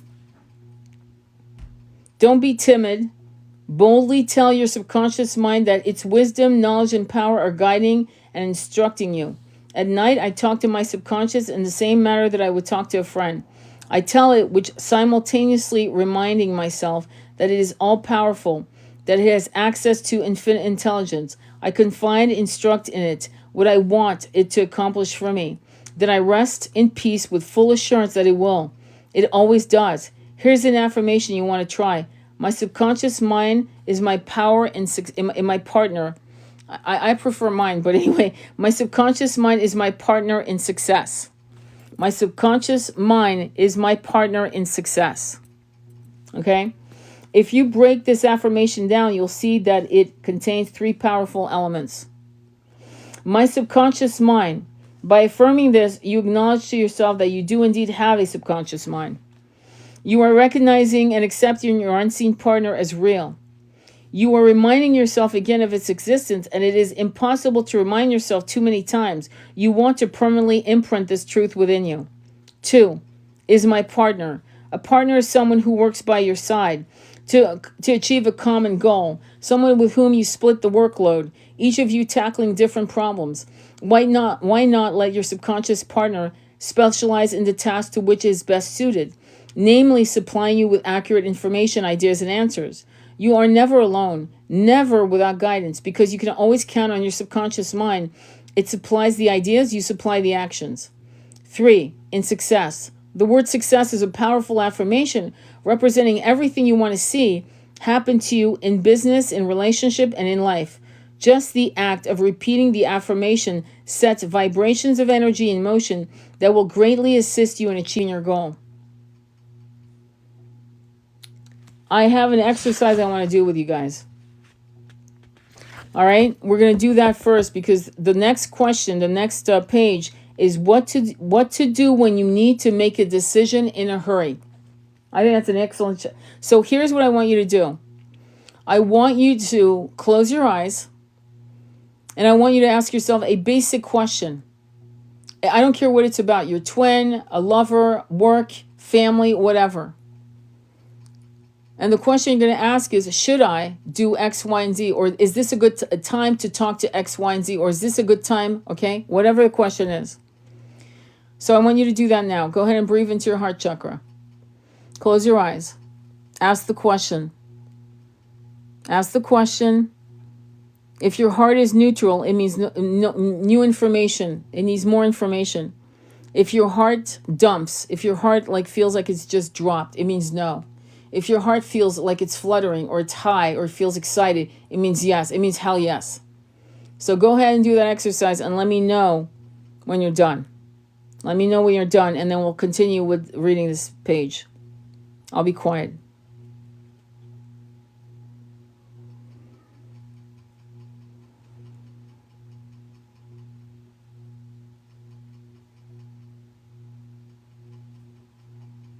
Are you feeling your heart chakra? What is it saying? Yes, no, or neutral? What is it saying? Go ahead and share just the answer. Yes, no, or neutral. Go ahead and type it into the comments. Yes, no, or neutral? Yes. Okay, perfect. Any others? No. Okay, good. Mine said no. Okay, good. Good. Okay, ready? Well, now we're going to neutral. Excellent. It means more time is needed. Okay. What do you do when you need to make a decision in a hurry? Excellent. Okay. Sometimes we need to make a quick decision. We can't wait weeks. We need the answer this afternoon. When you need to make a decision in a hurry, try this technique. Relax your body with some deep breathing or just shredding and relaxing your shoulders. Feel calm and relax. Quiet your mind and then confidently affirm to yourself 10 or 20 times, I always make the right decision. I always make the right decision. Feel the power of the words. Say them with assurance. And as you finish your last affirmation, immediately make the decision. Immediately make the decision. In this way, you bypass the logical mind and let your intuition supply the answer. The first thing that comes to you will be your answer. It is sometimes valuable to know how to bypass the logical mind. Do you understand? We're calling it the logical mind. I'm going to call it the monkey mind, okay? When we live too logically, we're out of sync with life. No shit. I mean, look at us. 99% of us. Look at us. Okay? And we need to do better. Life is not always logical. Hello? It is filled with paradoxes and mystery. That's why it's so important to trust your intuition, feelings, and hunches. When we do this, we are closer to the truth than when we dogmatically remain within the narrow confines of our rational minds. Wow. Unfortunately, schools don't teach us to trust our intuition. Instead, they teach us to sort and decipher hard knowledge. But in real life, you find that even after you gather all the relevant information, there's still a gap, a part that you cannot neatly calculate. That's where you can add your intuition to make your final decision and act. The quality of your life depends upon the quality of your thoughts and ideas. How many times in the past have you fruitlessly searched in your mind for solutions, going over the same information time and time again in the hope that you've missed something? The answers weren't there because by searching only your conscious mind, you greatly limited your possible solutions. By using the same tired, worn-out ideas you've been hashing and rehashing for years, you have put a blindfold on yourself and tied one hand behind your back. No wonder you were not succeeding to the degrees you desired.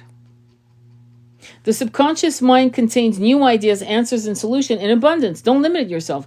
Go to the treasure house within and bring back something new and dynamic that is full of life, spirit, and originality. These ideas and solutions exist right now with you. Once you recognize the omnipotent power that exists in the subconscious mind, you will never want for answers. You will merely adjust your consciousness and direct your intuition to bring you the required information. As the Upanishad says, all exists within. All exists within. So going into 5D, for example, because this is what we want, right? We want the new earth. Because what happens if we have the new earth? Well, it means that we're in 5D consciousness and all the problems that are fucking you up, including being in union with the person you most love on the planet, will fall away. Why? Because now we're in a higher vibration of love. There's no famine. There's no war. There's no hard ass polarity that blasts us with the butterfly effect. Don't think that when someone is suffering across the world in mass, you're not feeling it. You are. You may wake up in the morning going, this is not my feeling. Why am I depressed? Why am I afraid? Why am I having anxiety? Because my friends, if you're listening to me right now, you're an empath and you're feeling the shit. You're feeling the blast of people getting hammered by injustice across the planet. Does that make sense? And so, but the thing is, you need to, your intuition has been hijacked by rhetorics and school systems and well-meaning parents and the way you were. Many of us were educated. Rockefeller said, I said in my last live last night, I said, Rockefeller said, I don't want thinkers, I want workers.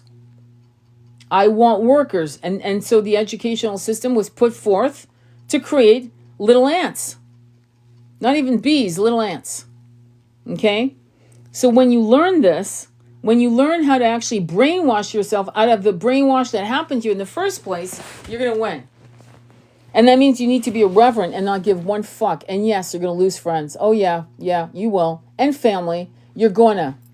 And you better be willing to do it, because why stay behind? Why stay in the slop?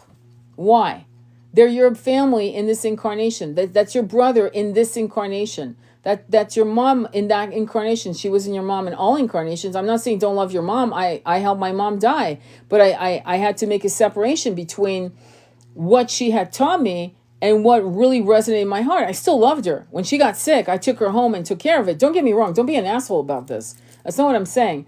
But I had to break away from the bullshit she had been taught. The Swiss and French mindset. All of these limitations. I had to break away, God bless. And she was trapped by it. And she knew it. At the end, she knew it. And she admired what I had been able to do. It's called breaking family lineage. Well, it takes all forms, including being brainwashed by systems. Does that make sense? Okay? So she was my mom, the womb that brought me, and I thanked her. You are the womb that brought me into the world. I am so grateful. Thank you for allowing me to use your womb as a vessel to this incarnation. I'm so grateful. But in the end, I was her mentor. The roles switched. Does that make sense? And there's nothing wrong with that. There's no arrogance in that. In other words, right now I need to jailbreak you out of these conditionings, mommy, mama. And that was the journey we took. So what I'm trying to say to you is yes, they're your parents today, but if they impede your ability to live your full, extensive life, then you better make some choices. I would want my son to do that. If I was an asshole and I was keeping him from actually flying and doing what he wants, really doing what he wants, I would hope he'd leave. I would hope he would break away from me for a while. Do you understand? So you got to make those decisions, because if you're afraid of outdoing your parents, and by the way, that is a fear people have, then it's a problem. Does that make sense? And again, I keep repeating that quote. Dalai Lama said, "You've all been my mother." Amazing, right? Let me see. Any other questions? Any comments or questions? Any comments or questions? So if you want to meet again, let me know so that we have how many chapters? Let me tell you how many chapters. We're about to hit chapter 9, and we can do chapter 9, or we can stop now and do a couple mantras, and then we can go right into oracle readings, because I want to understand what messages power has for you, okay? So what we can do, I'm pretty sure we can meet, hang on. We can meet tomorrow, but it would have to be earlier or much later. It'd have to be 10:30, 11, my time, which, again, East Coast time. So it's really up to you guys. So do you want to read chapter 9, or do you want to stop now and let's go right into some oracle readings? What do you guys want to do? It's really up to you. What do you guys want to do? The next chapter is called Dreams, chapter 9. And Carl Jung says, dreams will show you where you are and where you are going. They reveal your destiny. Many of you are oracle dreamers. So any opinions on that? Do you guys want to wait till tomorrow for chapter 9, or do you want to continue? Chapter 9. Okay, cool. All right, so we're going to read chapter 9 and then we'll be done. So we'll have to do chapter 10. And let me make sure. Let me see how many chapters we have. Prosperity Consciousness. Let me tell you how many chapters we have so you have an idea. It looks like we have 19 chapters. So if we do chapter 9, we'll have 10 more chapters left. And we're at a pace of 5 chapters a night. So that's pretty cool. All right, let me start. 9, dreams. Dreams will show you where you are and where you are going. They reveal your destiny. Carl Jung, my favorite guy. Dreams have fascinated and intrigued mankind since the beginning of time. The oldest written record of dream interpretation is to be found in the Babylonian Epic of Gilgamesh, recorded on clay tablets in 3000 BC. We know that the ancient Greeks and Egyptians practiced dream incubation, where dreams were artificially stimulated by suggestion in temples or sanctuaries devoted to healing. The Bible contains numerous references to individuals being guided by dreams. Joseph predicted that for the Pharaoh, 7 years of feast followed by 7 years of famine by correctly interpreting a dream. In the Aztec hierarchy of gods, the highest and most respected god was the bringer of dreams. The North American Indians had dream lodges where the elders of the tribe would interpret dreams received during visions and ceremonies and make decisions based upon their interpretations. Pretty amazing, right? Until recently, most people in modern society dismiss this aspect of our psyche as unimportant. Can you fucking believe it? As unimportant. And as a result, lost a vital source of guidance and connection to the inner self. Fortunately, this is now changing as individuals in growing numbers pursue this rich source of meanings and understanding in their lives. What makes dreams so interesting is that dreams are where the conscious and subconscious meet, where the images of day-to-day living encounter the hidden wisdom of the subconscious. It's also where you guys travel to to other realms and dimensions. It's where you meet your twin.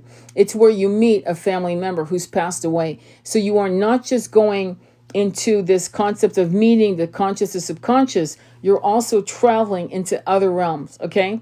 Literally crossing timelines. Does that make sense? And then you're returning to your body. Many scientists first dreamt of solutions to problems they were struggling with, only later working with them out of consciously. Einstein dreamed he was riding on a beam of light long before he developed the theory of relativity. Numerous artists, businessmen, researchers, men and women of all walks of life are guided to creative solutions in their dreams. Certainly, there is not now enough evidence to suggest to even the most skeptical that there is more to dreams than just meaningless, random messages. Absolutely. Absolutely. It's your dreams. I call them, there are some of you out there that are what I call oracle dreamers. You're also connecting with your guides and people who've crossed over, and you're having visitations. We'll call them dreams, but you're actually having visitations. Okay? All right. I wrote in the previous chapter of Dr. Banti, greater potential of life within us. We dream an average of 5 to 7 times a night. This might surprise you as certain as perhaps you feel that you seldom dream. But in fact, everyone dreams every night, whether we remember those dreams or not. We know this because when we dream, we exhibit rapid eye movement, a phenomenon which psychologists and scientists can measure, thereby determining how often we dream. Babies are dreaming at about 50% of the time when they're asleep. Premature babies, 70%. We dream more frequently after days full of worry and stress, after intense learning experience, after traumatic events, or new and stimulating experiences, suggesting perhaps that dreams are important in helping us cope with changes in our lives. Programming your mind to dream. Let me see here. Holy shit.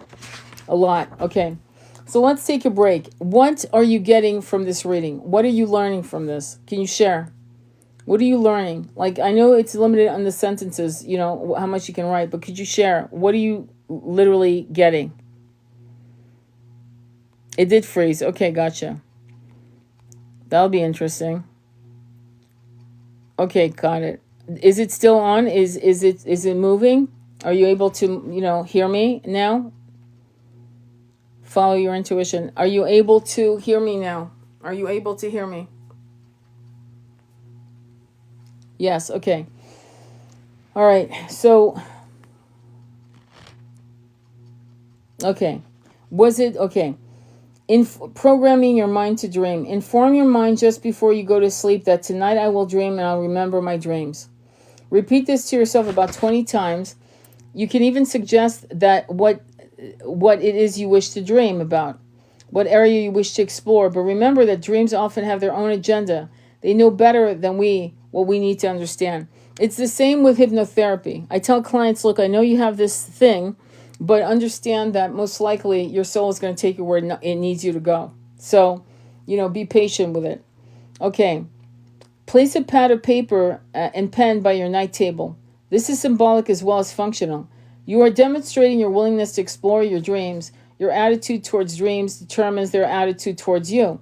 As you prepare for dreams, respect and acknowledge them. Doing so will cause them to more readily come to you. Upon awakening, don't leap out of bed, but remain still as your consciousness returns. This in-between time is very valuable. It is the crack between the two worlds. If there's a shred of a dream vaguely fluttering around in there somewhere, if so, observe it like a hunting dog, silently watching its prey. Try to bring as much of it back as possible, piece by piece. Rerun the dream in your mind several times, adding detail each time. Keep doing this till you have reconstructed as much detail and story as you can. Now rise and write down your dream, adding more detail as it comes. Once the dream has been recorded, you can begin to interpret it or leave it and return to it later. Wow. Dream interpretation. When interpreting your dreams, an attitude of intense interest rather than one of frivolous curiosity will assist you. Think of yourself as an explorer in a new land or an archaeologist digging up clues at an ancient site. In many ways, dreams interpretation is like work of an archaeologist. Not only do you have to find the relics, but you must interpret what they are and what they mean. The dream mentioned previously in this chapter and the dreams in the chapters on the subconscious are all fairly easy to understand, and I use them because they clearly illustrate how dreams can guide us. However, because they are so easily decipherable, they are the exceptions. 90% of your dreams will make little or no sense whatsoever. They will seem like nonsense, like a foreign language that you don't understand. However, if you're willing to work with your dreams and you understand some of the keys to deciphering them, they will begin to open an exciting new world for you. I don't know. I think he's right, but I think a lot of us are having dreams that are very clear. I don't know about you, but when I dream, they're very clear. There's nothing insane. There's nothing to decipher. So I'm not sure where you guys are at with your dreams, but when I remember a dream, it tells me exactly what it's all about. Like there's no second guessing. I've been like that throughout my life. So, do you have that same experience? Is my question. Do you have dreams that are like oracle dreams, meaning they're telling you exactly what this is about? There's no second guessing. There's no, what does that mean? Does that happen to you? My dreams are super clear. If I remember, it's significant. Exactly. Yeah, me too. Me too. I have the same, and it's been like that. I definitely need to do that now that I'm starting to remember my dreams. I soon forget details. Details are important. There are certain dreams that I still remember when I was 37 because they were so significant. I have dreams I remember when I was 19. It's insane. I have a dream. It was like a nightmare dream that I still remember when I was 8. I still remember the details. It's wild. Sometimes my dreams feel like 3 different locations simultaneously. Yes, that's very good that you said that. Sometimes my dreams feel like 3 different locations simultaneously. I love that you shared that because that's actually when you're really out of the matrix, because this concept of ponderous linear timelines, this illusion of 3D time, right? And location, like only here, is an illusion because you can be in all these, simultaneously in different places. I don't know if you've ever done any plant medicine or if you've ever gone into altered states on your own, but suddenly time it's I don't know if it's suspended or it's eradicated. It's like the illusion of separation that is directed by the timelines we have been controlled with the calendar. And you know what I'm saying by the calendar, right? The Gregorian calendar, as opposed to the Ethiopian calendar, right? We are. It's funny how there's these traps upon traps upon traps to keep us looped into the idea that this is real and nothing else is real. And so your dream of being in different timelines and different places makes more sense to me. So it does. My lucid dreams are real as anything in life, and I remember them like a memory. Yep. All right, let's continue. Dreams use the vocabulary of symbols and allegory to convey their message. Symbols are to Symbols are to intuition and what words are to thought. The language of dreams is more like art and poetry than linguistics. Interestingly, when the suggestion as to why our subconscious uses symbols rather than language is that this part of our consciousness predates language. Yeah, but you know what I've noticed? It does use the symbols we know in this particular timeline. Do you understand what I'm saying? It knows. Your dreams are messages sent from your subconscious to you, and as such, they're showing you something about yourself. Dreams are always about you and your circumstances, where you are stuck, what you're avoiding, what you're missing, what you're ignoring, where you need to go. 95% of all the times, all the characters, creatures, monsters, strangers in your dreams represent aspects of yourself. When you go about interpreting a dream, assume that all the people in the dream are you, except when you recognize the characters, children, spouse, parents, co-workers, and so forth. And even then, there are sometimes you. I don't agree with that statement. I don't. I think sometimes you're literally getting visitations and they have nothing to do with you. They are not you. You're having visitations. And sometimes there are people you know, people who have passed, or people you don't know, and they are coming in to guide you. Okay, I'm not 100% on that. As an example, let's say you have a dream where a burglar breaks into your house and is trying to steal and harm your children. You confront the burglar and a real life and death struggle ensues. You wake up. Interpreting the dream subjectively, you would first of all assume that you are both the burglar and yourself in the dream. You begin asking yourself questions. What part of me is harming the children? Maybe you feel you're working too hard and not spending enough time with them. Is your dedication to working long hours perhaps stealing your children from you? Very good. I like that analogy. Another interpretation might be that your children are the carefree and innocent part of you, and the burglar is your serious and logical side. Is the adult part of you suppressing your natural, easygoing, more spontaneous nature? Perhaps your dream is telling you something is being taken from you by living too much in this way. Get the idea? Remember to avoid translating your dreams too literally. Say your dream you are driving a fast sport car at 90 miles an hour per hour around a dangerous curve. You lose control, crash and die. Does this mean you're going to have a car crash and die? Highly unlikely. I don't know. I know of people who have dreamed of people dying and it fucking happened. And they dream people's death all the time. So again, what's interesting is that he's brilliant, don't get me wrong. And he had to make this book for people who don't understand spirituality, right? Or who don't want to understand spirituality. And that's not good. That's not good at all.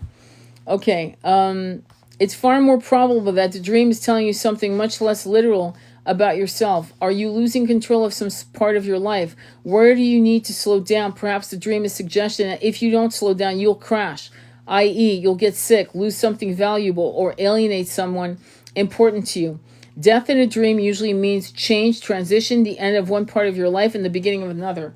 Are you heading for a change? Maybe a change is coming very quickly. Does any of this fit?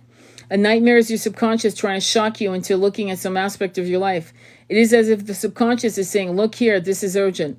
Likewise, dreams that repeat themselves are messages trying to break you down, to break through. When you correctly interpret them, they will cease. They're only continuing because you're failing to hear their message. I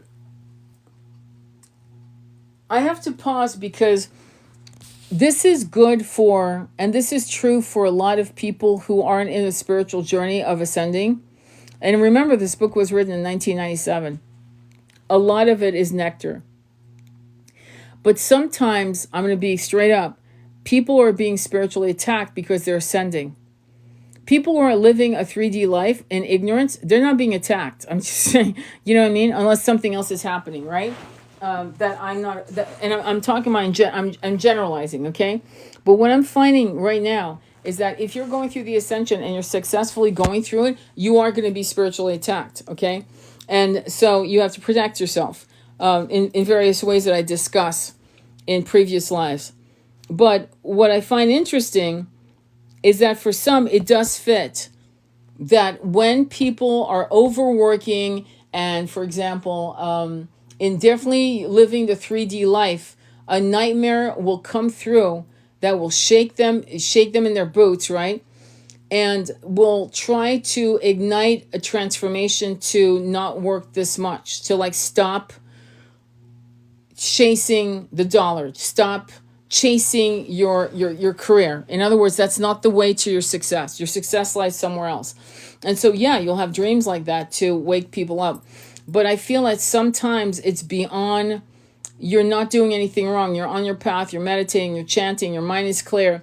And a nightmare could be where shit's coming in and it's not yours. Okay? It's not yours. Or you're picking up on someone attacking your twin or your lover or whatever. Here are a few techniques to apply when interpreting your own dream. Name the dream. Give it a title. Doesn't matter whether the title makes sense or not. Let your intuition come up with something. The title may give you some clues. That's excellent. I love that. To illustrate how this might work, many years ago, I was about to invest some money in a venture that looked like a unique opportunity. Shortly before we were to consummate the deal, I had a dream in which one of the partners was walking a skunk on a leash. I remarked, "What are you doing with walking a skunk?" He shrugged it off as normal. I woke from the dream and tried to make sense of it. I gave the dream the title, Something Stinks. And as a result, I decided not to invest. It looked like I was throwing away a golden opportunity. Yet 2 years later, all the parties involved were bankrupt. Listening to my dream saved me from losing money. That's brilliant, isn't it? That is brilliant. And here's the thing that is a problem with the 99%, is that this will happen, right? And you know what's going to happen? What's the block removed mantra? It's in there. Just look at my guided meditations, okay? Look at my guided meditations. There's a whole thing. When you go on my profile page, it's all there. I actually put it together so you guys could find all my not guided meditation, mantra. It says mantras. It's right there, okay? All right, so listen. So the 99% would have had a dream like that. Something stinks. I love that too, by the way. And they would have listened to their wives, their husbands. My God, Pontius Pilate's wife came to him and said, "Do not do this. Do not do this with Yeshua. Do not. I have a dream. I had a dream." Do you remember that? And Pontius Pilate went against his wife's dream. She was terrified. Why was she terrified? Because Pontius Pilate wasn't going to have karma in that life. Okay, right?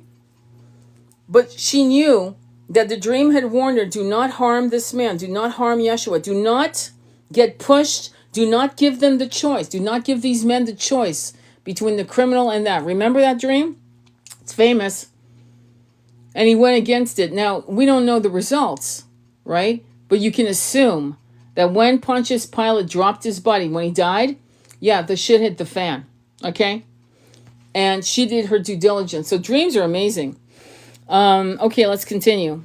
Go back into the dream during waking hours and speak to the dream characters. Find a quiet spot where you will not be disturbed for 5 or 10 minutes. Closing your eyes, recreate the dream in your mind. See it happening exactly as it did the night before. The same scene and people. Project yourself back into the dream and let the drama unfold. Only this time you can react in any way you choose.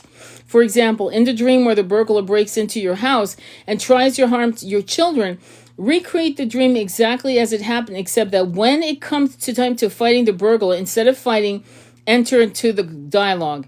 Question the burglar. Who are you? All right? Who are you, right? Now, this is written about in lucid dreaming books. They'll tell you that you might, like, I remember a dream that this lucid writer, I forgot his name, but I think it's Charlie Moray. I'm trying to remember his name, but he wrote about lucid dreaming. He's an expert on lucid dreaming.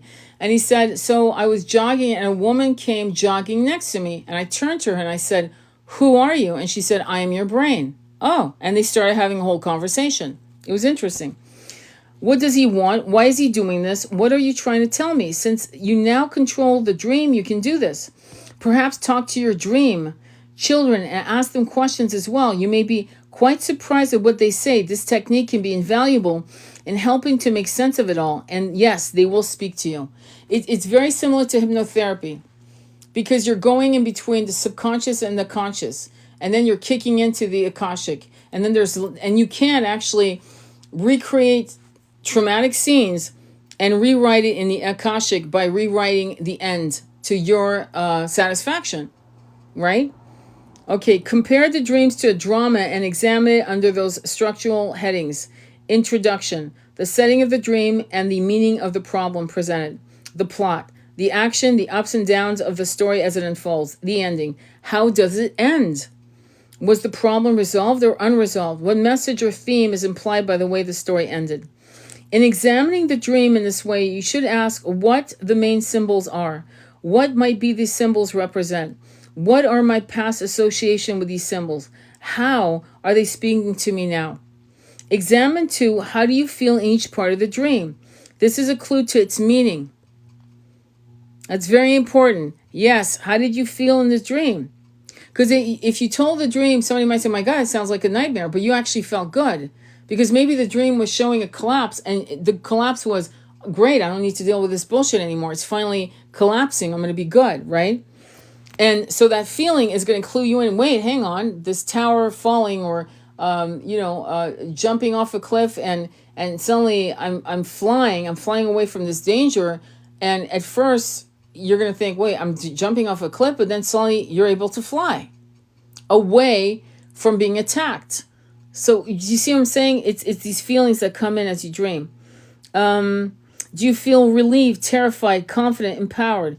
Perhaps you dreamt you witnessed a murder, but instead of being terrified and upset, you were happy and excited. You woke up confused by this. The fact you were happy and excited is the clue. What part of you or your life needs to change?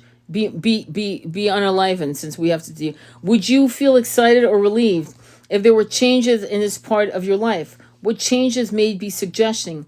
Examine all the clues. Sometimes dreams reveal themselves right away. Mostly, they need germination time, a few days or weeks before they begin to make sense, and sometimes not even then. But if you don't decipher every dream, you'll be lucky in the beginning to decipher 1 out of 4. The very act of working on your dreams allow for valuable growth and change within the subconscious. No work is without compensation on one level or another, nor is dream interpretation something you can do with rational effort alone. One depends as much on intuition as logic. Every dream remembered and correctly interpreted makes a lasting connection. One is forever linked with it, and through that dream, one is linked with one's inner center. When your interpretation hits the mark, something inside of us clicks. We say, yes, that's it. We feel empowered. Whenever we understand a dream properly, it is nourishing. Something becomes peaceful and satisfied within us. We have gained direction and insight from within. Dream interpretation is always a living dialogue with our own subconscious. With practice, we come to know that we are connected to something powerful and infinite within us. Okay? So the block mantras for blocks and things like that, please, I actually set up a whole thing for mantras. And I did it because you guys were on last night. I did it last night for your benefit, okay? Does anybody have any questions? Because I want to, share new mantras. Any questions or comments? Any questions on dreams that saved your life, or dreams that made you move left instead of right, like in a massive way? I love the mantras. Yeah. So there's a beautiful mantra that actually, this answers your question, my friend, because it's a new one for blocks. So this is, and it's a Ganesha Ganapati mantra. It's Om Gam Ganapataye Namaha. So Om Gam Ganapataye Namaha, Om Gam Ganapataye Namaha, Om Gam Ganapataye Namaha, Om Gam Ganapataye Namaha. So you can actually look that up on YouTube. Put, hang on, I'm going to type it out, okay? And you're going to look up for Joe and Edie. I believe it's Joe and Edie. It is so beautiful. That mantra is so beautiful. So this is for blockages. And it's a new mantra for many of you. Gam Ganapataye. Hang on. Gam Ganapataye Namaha. Om Gam Ganapataye Namaha. Om Gam Ganapataye Namaha. Om Gam Ganapataye Namaha. You can teach your kids this. You might want to do a screenshot, but this is for Ganesha. And Ganesha will destroy blocks and bring wealth, bring money. Okay, so if you're really stressing out and you're really pissed off, you definitely want to do this mantra. Okay, listen to this. The 89th Upanishads give this mantra the designation as the remover of obstacles. Obstacles here refer to the blockages to true inner unity. Once obstacles are removed, we can accomplish inner unification of the various and diverse I's, meaning I, my, I, the diverse I's that comprise our ego. Prolonged use of this mantra or an intense spiritual discipline for 40 days using this mantra will begin to break down negative and artificial barriers among the various I's that compose our multifaceted ego.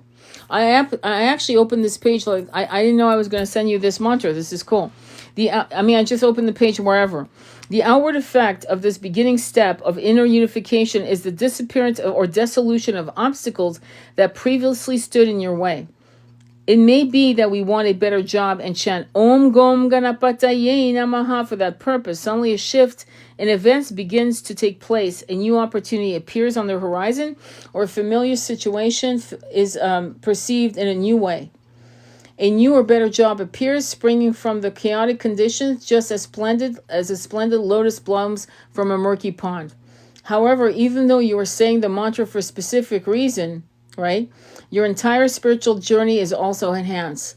As through the Ganapati mantra, you have begun the process of unifying the various I's within. In fact, I've conducted experiments with this mantra described in my book, Healing Mantras, with extraordinary success. In this journey to become a divine ego resting in cosmic consciousness, the unification of various I's is mandatory. Using Ganapati mantras, compassion and grace can become attended elements of the journey. That is pretty fucking awesome. So I do a lot of mantras. You probably have figured it out, right? I love mantras. I feel as if without a mantra, you should have at least 5 or 6 mantras that you like know off the top of your head. You should be, and if you have kids, your kid. I remember I had a guy who was out of Dubai, right? Okay, and he was Muslim raised, right? And he had an apartment in Paris, and his wife was cheating on him, and he knew about it, and he had 2 kids, all under 10. And you can imagine, he had just found out she had moved in her lover into the apartment he was paying for with his 2 kids. And he was about to blow his fucking stack. And so I gave him the instructions to do these mantras and to listen to videos of Dr. Joe Dispenza, including opening the pineal gland, all kinds of, because he had an 8-hour flight, and I figured 8 hours, I want you to totally immerse yourself in mantras, listening to Joe Dispenza, doing guided meditation. By the time he hit Paris and got out of that cab, his nervous system was so fucking chill, no one can fuck with his head. He walked in, shook the man's hand, told him in a very diplomatic way to get the fuck out, and basically told his wife she needed to make a choice. And they went through it. But because of his spiritual journey awakened because of this trauma, right, this betrayal, he taught his kids mantras. Every mantra I was teaching him, he was doing it for his kids. And within a year, they were back in union. She had left this lover. So when you go through these massive emotional tsunamis, it's normal. Jealousy, rage, betrayal, grief, all of these emotions. And he was able to literally brainwash himself out of that into a new consciousness, a new transcendental consciousness. So this shit works, okay? That's my point. This stuff works. Any questions or comments? I'd love to hear your comments. Please comment. I want it to be interactive, not like one-sided. Any questions? Any questions whatsoever? Om Namah Shivaya. Yes. Yes. Okay, so let's go ahead, and Om Namah Shivaya is the other one that is of Shiva. It's regarding Shiva, right? And I hesitate sometimes to say things, but you realize they're all Hindu gods and goddesses, right? Lakshmi is the goddess of abundance.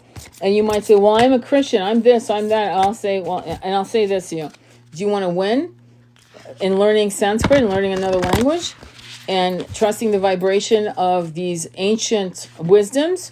Or do you want to keep doing what you've been doing? It's really up to you. It's really up to you. And remember one thing. If you believe in reincarnation, you've been Hindustani.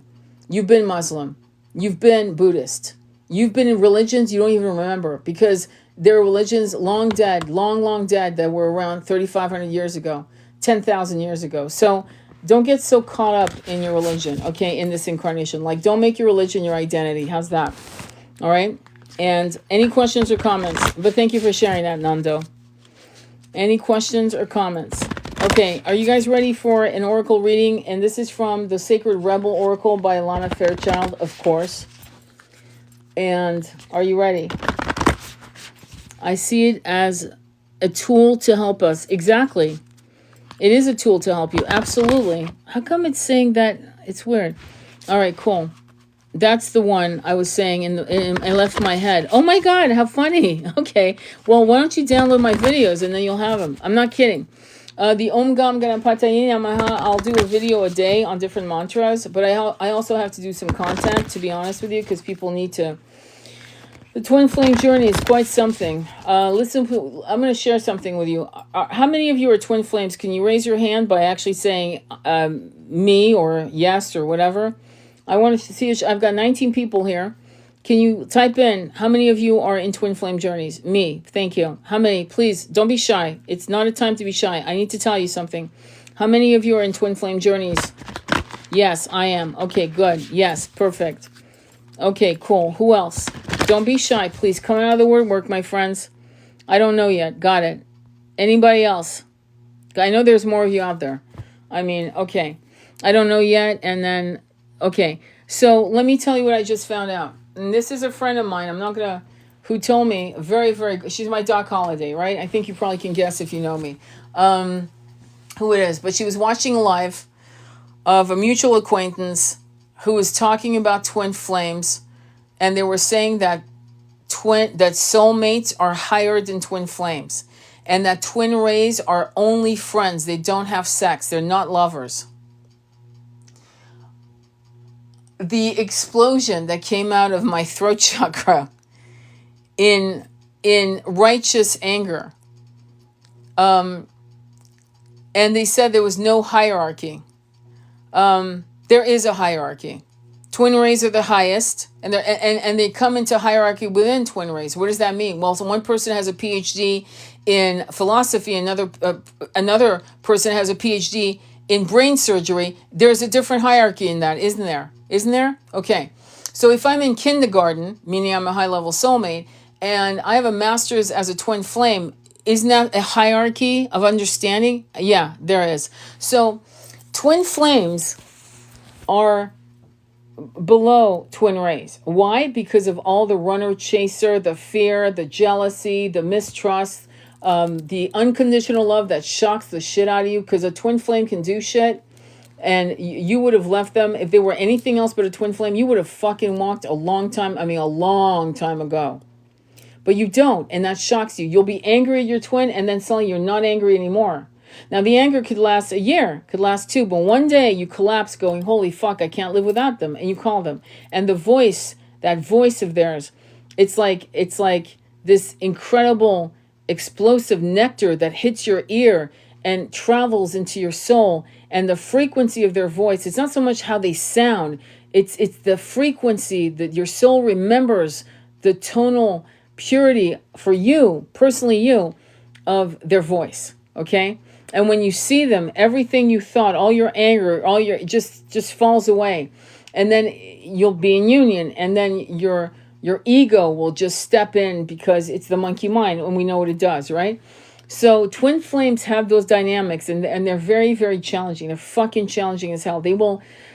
Most people will have many dark night of the soul throughout their incarnation, because they're starseeds, empaths, this, that, and the other. But the twin flame dark night of the soul is unparalleled. And the only people that can tell you that and understand it are people who have walked it. So here they are talking on a live. It makes me sad. Giving the most unbelievably misinformation on the hierarchy. And why is it a hierarchy? Well, let me ask you this. Do you think that you and I can compare ourselves as equal to Yeshua and Mary Magdalena in spiritual consciousness? Can you get there? Yes. But are you there now? No. That means you're lower than them, aren't you? Because they were able to overcome so many things, and they were born advanced, and they continued their studies through their travels, right? Out of the Middle East into Asia. And it's reported definitely that he went to India. There's many people discuss it. And they also report now that he might have even gone as far as Tibet. So in his studies, okay? And we know through the Gnostic gospel that Mary of Magdalena was his equal in terms of her understanding of things. She was above the 12 apostles. So my point to you is, if that's true, then you understand that there's a level, right? You go from grade school to high school to college or university, and then you go bachelor's, master's, PhD. Can we agree on that? So spiritually, there's no difference. So with twin rays, they never fight. They really don't, actually. I swear to God. They meet. They never run. They talk. They never stop talking, ever, in their whole incarnation. They will never stop connecting with each other. Never. And that's something that twin flames, unfortunately, don't enjoy the nectar of right away. It takes some time, right? So what's really, no offense, and again, just how does it triggers me? It triggers the fuck out of me. Is these, be careful with what you're listening to. I'm not joking. Like, listen to people who have really lived these experiences and who have worked with clients all over the world. The person I keep always going back to is Mel Brand. Mel, M-E-L, Brand, like a brand of cereal, on YouTube. He died, God bless his soul, in 2022, I believe, if I'm correct, right in the midst of COVID, I believe. And it would have been 2022 or 2020. I'm trying to remember. But he was a fount of information.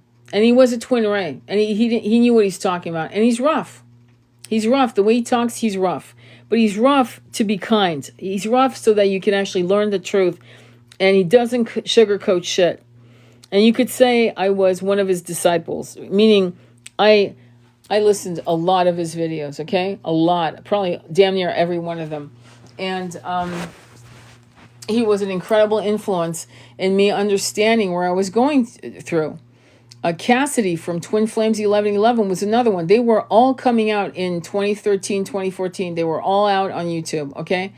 And many people are coming out and they've been in the Twin Flame journey like 1 or 2 years. That's not long enough to make fucking content on the subject. I'm sorry. Do I sound arrogant? I'm sorry if I do. But I do not want you guys to get misinformation, okay? The possibility of you guys going from twin flames to twin ray is absolutely in the palm of your hands. Yes, you can. Why? Because we're going through the ascension, so it's a perfect storm. It's like perfect. And you can do it. But there's a lot of conditioning that needs to be let go of, and conditioning from the fear frequency of past incarnations with your twin when you guys were you weren't able to be in union or permanent union. And this created massive trauma and fear that it's too good to be true, or that they will run away, or that they will whatever, right? Choose someone else, or forget how they feel about you, or not understand the soul connection they have for you. I can tell you, I am seeing miracles with twins. Miracles. Like twin males, in particular males in 3D consciousness, who are finally asking the right questions this year. I kid you not. I'm seeing it. So I want you to have faith. And for you who are masculines, who have twin flames that are also 3D, who are running, or 4D, and running because of the lack of self-worth or fear or this and that, whatever the hell the reason, many are starting to get awakened beyond their control. Like, they are being upgraded, and they're finally realizing that they're having a hard time enjoying life without you in their presence. Let's put it that way. I had to speak up when a charlatan was spewing misinformation on TF. Yeah. My friend, who's a twin ray, she said if I had more sentences able to, because you guys can only write these little 2-liners. She said I would have blasted them. She said I could only say that they were wrong. But the fact that they said twin rays don't have sex, I wanted to spit my coffee at them. I mean, I was so fucking mad because you and I both know that twin rays and twin flames quite often are lovers. Are they always lovers? And no, not always. No, not always. But most often they're not. Okay, I'm gonna put out a number. 75% of the time they are lovers. They either desire each other, and it has not been consummated, or they have been lovers, and the part of their obsession for each other, which is normal because you guys are twins, is the sexual desire. It's completely there. So I don't understand why they would say that twin rays just they're more like friends. No. High level soulmates are more likely to be friends. Okay? One high level soulmate can be your lover, your husband, your wife, whatever, and another high level soulmate can be your best friend. That makes sense. But they got it all fucking twisted, and they were talking with confidence. Can you imagine? It's shocking to me. Anyway, any questions or comments? I love that you're sharing this. Glad you joined. This is Real Info on TFs. Thank you. You're so sweet. I had to, so I can't tolerate TF coaches anymore. You're the only one I don't skip past. They feel wrong. They feel wrong to me. Thank you, Scorpio Life. They feel wrong. I lose my mind. You know how many twin coaches I've blocked? I've blocked them because they're driving me crazy. I don't want to go viral attacking a coach. You know what I mean? Remember the viral that went with these two people who are spiritual coaches? One's got a Buddha bun and the other one, I don't even want to get into it because I don't want to start that one. But they've been fighting they were fighting like Nara Smith and this other chick, right? I mean, just going back and forth at it. It's absurd. And I just can't. So every time I see any content from Twin Flames, I block them. And not because they're mean I just don't want to hear the bullshit. I just can't. What makes you believe they are fake coaches, or why do you block them? Because I don't want to hear bullshit. Because I'll fucking go off on them. Because I will totally say, you don't know what the fuck you're talking about. You're probably not in a Twin Flame journey, or else everything you said I would agree with. And you might say to me that I'm arrogant. I'm not. I lived it since I was 18 all the way to the end of the line. My twin flame died. I had a high-level soulmate. I was married to him. I know what I'm talking about. And I've been doing this for damn near 10 years of just twin flame work. And it started gradually. I've been psychic for like 40 years and working with clients all over the world. And these twin flame coaches have not had the experience I've had. And there are other people like me who have had this experience. One of them is, I'm giving you names of people that you should probably look at who really actually know what they're talking about. So when I'm telling you there are people I respect who I've listened to, who I've learned massive amounts, you might want to take notes. And why would I want to have an altercation with a twin flame coach who's full of shit? So my answer is block him. Why have me get triggered? Why should I listen to something I know is either a bald-faced lie, or just so you know, the spiritual community of twin flame people, it's a small, small world. And I learn from other people truths. I'll give you an example. One very well-known twin flame coach has only seen her twin twice. And she has a whole business based on twin flame coaching. That's crazy to me. It's crazy to me. But twin flames don't end up together, right? And where did you learn that? No offense, Jack. And by the way, you have my mother's name, Jacqueline. Jacqueline, don't take it. I'm not saying this to you. Who told you that twin flames don't get together? Who told you that? Where did you learn that kind of bullshit? I have twin flames that are in union, that are actually graduating in their walk together from twin flames to twin ray, because the egos, theirs and hers, or his and his, or hers and hers, same gender, are walking together and are in union because their egos fell away and they've graduated to a kindergarten, preschool level twin rays. I'm using terms that we can all understand in terms of level. Okay? Does that make sense? All I know is that TFs are meant to heal us and trigger us. No offense, okay? I'm not gonna even tell, because this is gonna go on YouTube. All I know is that TFs are meant to heal us and trigger us. They're meant to do a lot more than that. They're meant to open your root chakra through the sexual union. They're meant to awaken your creativity. They're meant to purge all things that you thought you had healed. They're meant to incite creativity and strength and courage to do things you've never done before. You will look beautiful or handsomer than you've ever looked, because the glow of the twin flame touch is phenomenal. It's known. And so, but no offense, the sentence you just wrote is regurgitated by one coach after another. This is exactly what I hear, the kind of bullshit like that. Rewrite the sentence, because that sentence has been plagiarized all over the internet. These are the exact same things I hear again and again. No one's writing anything original. Okay? Like the kiss is a bond that reminds you of something that only your soul can comprehend. And your soul will take full control of you picking up the phone for a behavior that you would have never allowed for any other man or woman. But you pick up the phone and you try to understand where their fuckery came from.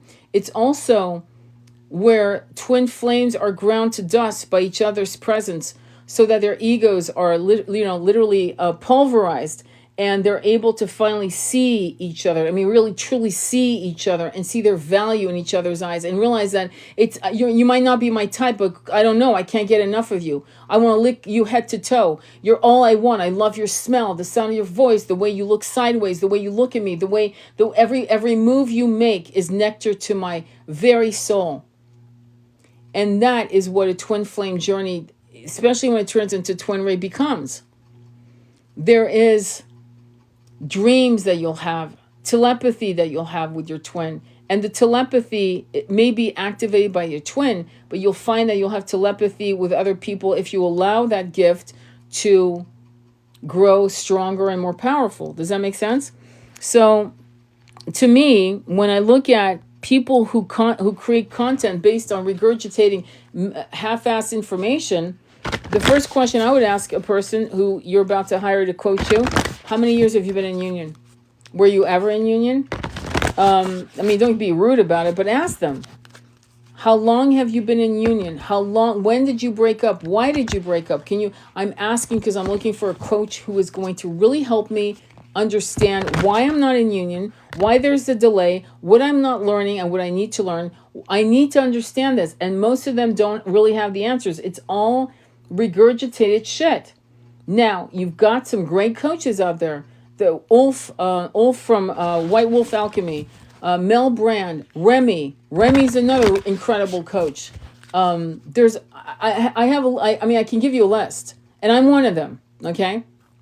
And I have been able to help people come into union. But not everyone is going to come into union within a year. There's a guy saying I've brought 5,000 twin flames into union. I call bullshit, because it's not that easy. If he's been in business for 20 years coaching and he's got 5,000, just pull out your calculator and look at what he's just said. It doesn't work that way. Some twin flames are so hell-bent in being in 3D and have such shaming and are so entrenched in all of the things that they think are real that they will never be in union with another twin. And in that case, the twin has to continue the journey to their ascension without their twin in this incarnation. Yes, that happens a lot. But there are a lot of twins coming into union, and it's blowing my mind. And I spoke about this last night about a client whose twin is finally saying, I don't understand. What is this? I can't get you out of my mind. He's finally coming to the terms that she's not replaceable. He's a playboy.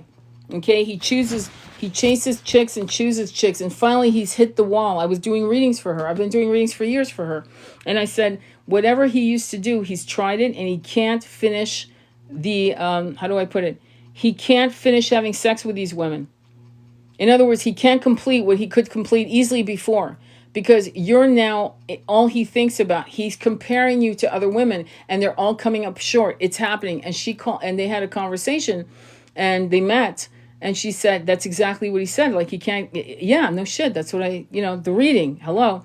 And she said, I can't believe it, but I'm shut down. I go, yeah, because he's fucked you over so many times that you don't trust him and you've shut down. Now guess who's the runner? She is. She's become the runner. And that's sad to me because he's finally waking up and now she's running. Does that make sense? And so far, I've felt judged for making mistakes in the journey and giving up on me, but it's okay.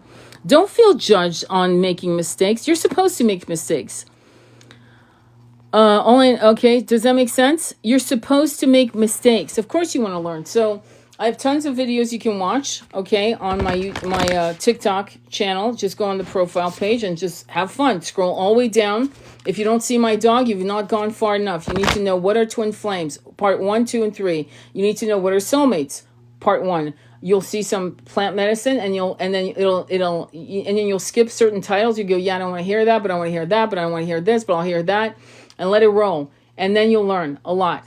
And the reason why I'm stopping being humbled is that you felt judged by a coach. What the fuck? Are you kidding me? Are you kidding me? I'm shocked. You felt judged by a coach? Was it like a twin flame universe coach or one that came out of that cult? So is it he have a contract? Very good question. All of our contracts are with our children, our grandparents, our mother, father, and our twin. Does that answer your question? We all have soul contracts. It's not just one contract. It's all contracts. So yeah, the fuckery is this. I'll be blunt. So far I've been blunt. The fuckery is this. So you both have been incarnated on this planet in this timeline. Now, if you've ever done past life regressions on your own or with a hypnotherapist, you will find that your twin flame is nowhere to be seen for like 400 or 500 years. And then suddenly they appear and then suddenly they disappear. So they will incarnate, right, in China while you're on the other side of the veils. They will die, and then you will incarnate in Russia, and they will be on the other side. Do you get what I'm saying? So when you meet, yeah, you're supposed to be in union. Yes. However, we have free will. And free will is a double-edged sword. And so if your twin is hell-bent on losing, and maybe they're addicted, or they're entrenched in 3D, they're wearing cement boots in 3D, they will not leave, they will not learn, they will not understand that they might even believe in some spiritual shit, like I believe in reincarnation, I believe in this, I believe in that, but they're still entrenched in rhetoric, okay? And they will break their contract with you, and they will have tower moments. I kid you not. I remember this particular client I'm talking about 2 years ago said, well, what's going to happen? He married her, he had a baby. Will he get his karma? And I said, watch. I said, you're one of the fortunate ones because you're going to have front row seats. And she said, why? Because you're still talking to him and you're watching his social media. Watch. And she couldn't believe it. He lost $250,000 in 1 year. What should have been a massive profit of damn near $750,000 turned into a loss of $250,000. And she saw it. She saw shit happening. He had eye surgery. Do you know why? Because he doesn't want to see.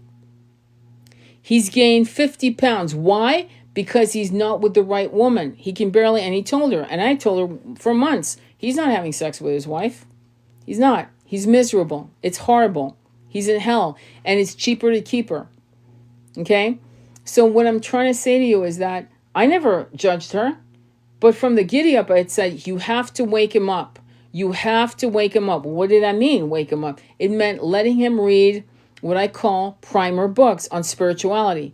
We're not talking about someone like you, Jacqueline or Nando. We're talking about a man who doesn't believe in karma, much less reincarnation. So I said, you need to give him this book and that book and this book and have him read it. And that will wake him up. And then he will come to you. I told her he's having dreams about you. She called me excitedly. Oh my God, you're right. He's having dreams about me. I go, yeah. I told you he's having dreams about you because the universe is trying to get you into union. And I said, so is there any way you can give him a fifth chance? And she's become the runner. So the cycle may continue in this incarnation. They meet, they make love, and then he won't call her for like a week or two or 3 or a month. it finally happened that he didn't call her for 2 months. And I told her, and I never say that, but in this case, I said, do not call him. Let him. And he reached out to her. Like I said, she goes, how didn't you know? I go, because you're twin flames. Of course he's going to call you. Now, what's interesting is that if someone is completely addicted, that 2 months might turn into 2 years or even 5 years or 10 years. I'm being real. And that happened to me. I was the runner. Okay? And I was the runner because of circumstances. And I won't get into the slide because I don't want to bore you with details. But I brought it up in different lives before, and I've explained it. So, all right. So but for you to feel judged by a coach is fucked up. Like, that's not even normal. That's like crazy. It's okay, girl. It's in the past. Let me go. Ended it in good terms. He let me go and ended in good terms. Got you. Can it be broken? Yes, it can. It can be broken. You're asking if you can actually do cord cutting. No, not that. It can be broken where you actually say, I'm no longer going to play these games. You can do a cord cutting ceremony, but it will not remove them from your life ever until the universe decides that it's time for them to just be removed from your sight. But typically, if the universe keeps bringing your twin to you, you have to trust that there's unfinished business, and you got to go all the way down the line. You have to. It's for your own good, and it's also for the good of your twin. The ascension, the soul recalibration, the clearing of past life traumas, all of that is part of your journey in this incarnation. There's a lot of moving parts because everyone's different. So your trauma in past lives and someone else's trauma in past lives is completely different. So it would set up a whole dynamic of, it'd be like a domino effect, right? And so I'm giving you a generalized idea of what that means. But in terms of, well, I mean, like, not to beat the fucking sentence here, but when a twin flame, when a twin flame judges you, they lack empathy because they're not living it with you. Empathy is when you completely understand why someone's doing what they're doing. My client, I don't think she ever felt judged. I just said, I really understand it's hard for you to give him these books to read, but get him Audible. But you have to understand that unless he awakens to your level, a little bit to your level, like let's say maybe three steps down from your level, until he gets to that level, he'll never really truly understand what this is. And as I've told many people, don't ever tell your twin flame that they're a twin flame. Don't ever do that. Ever. Never. It's bad. It's never going to work out for you. Let me see. No, it was wild experience and probably the worst thing I ever experienced. Wow. I wonder. Okay. Anyway, thank you, Nando. So, any other questions? Any other questions before we go into any other questions? Because if you have questions on the twin flame, I'm sorry, Jacqueline, you went through what you went through. It's fucked up, and this is why I'm becoming much more vocal. I've been very humble, very quiet for about a year and a half, and I started seeing these people pop up like cockroaches. Fuck it, I'm gonna say it. And I realized what they were doing. And they are not helping a lot of people. They're harming people because people who are going through questioning of whether or not it's a twin flame, number one. Number two, they think it's, I hate that word, limerence. I'm going to use the appropriate word for such a big emotion. It's called obsession, and there's nothing wrong with that. So this obsession, this trying to figure out, what is this? Why am I dreaming? Why am I forgiving this person shit I would never forgive? Why am I having dreams of them sexually? Why are they coming in my dreams with messages? Why am I feeling them making love to their partner or girlfriend or whatever, or boyfriend or whatever? Why am I getting messages from the universe about them? Why am I running and burning all the pictures and everything and blocking them? And now I'm being hammered by the universe showing me signs and synchronicities of their name, numbers, whatever. Why are we 6 degrees in separation where we know the same people or we've met the same people and there's no fucking way? That doesn't even make sense because he's from another country or another state, shit like that.